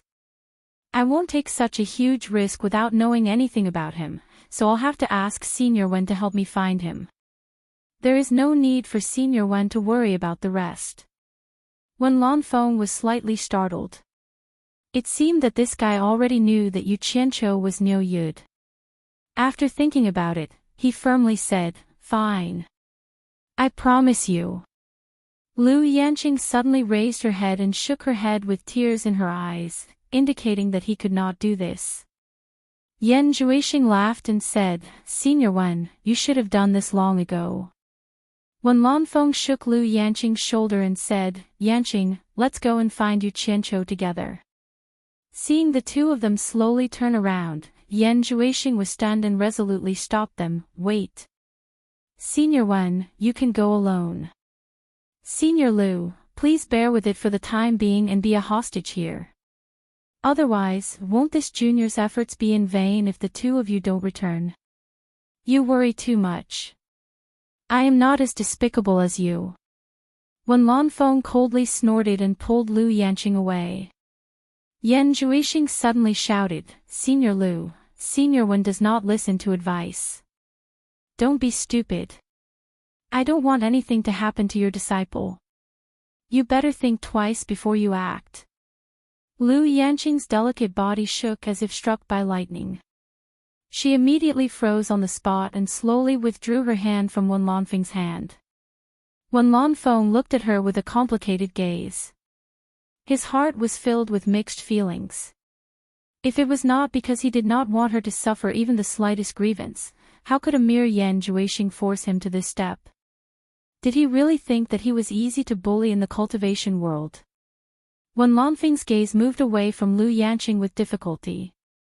He slightly closed his eyes and raised his head, letting out a helpless sigh in his heart. Forget it.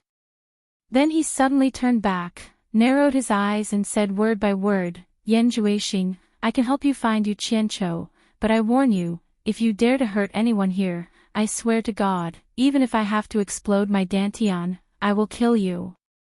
Yan Zhuixing was slightly shocked when he heard this. The self-explosion of a late soul transformation expert was not a joke. If Wen Lanfeng really went all out, he was afraid that it would be too late for him to use the blood escape. After his expression stiffened, he smiled indifferently and said, Senior Wen can rest assured. As long as no one forces this junior to make a move, before Senior brings Yu Qianqiu here, this junior will not harm anyone, especially Senior Lu. Humph. Wen Lanfeng coldly snorted and quickly flew into the sky. Looking at Lingfang Valley below, she resolutely turned back and flew in the direction of the demon domain. Across the vast sky, the anxious Wen Lanfeng flew faster and faster, and the floating cloud retreated in a flash. When the flying speed increased to the extreme, Wen Lanfeng suddenly felt that the strange power he had barely suppressed finally spread in his body. The speed of the true essence's circulation slowed down, and a severe numbness came from his limbs. His flying speed instantly slowed down. Wen Lanfeng's face darkened, and he tried to suppress it again. However, it had already spread, and it was no longer as difficult as when he was hit by the palm. As the strange power spread everywhere, his whole body gradually contracted, and his blood seemed to have a tendency to coagulate.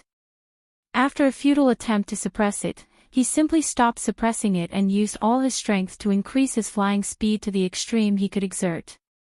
A shadow streaked across the sky. The demon domain was vast and mysterious, and many people wanted to peep at its true appearance but dared not cross it.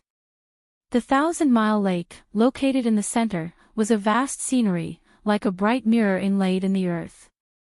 On Obedient Island, Lady Moo was sitting cross-legged under the tall magnolia tree with a serene look on her face, meditating without being disturbed by anyone.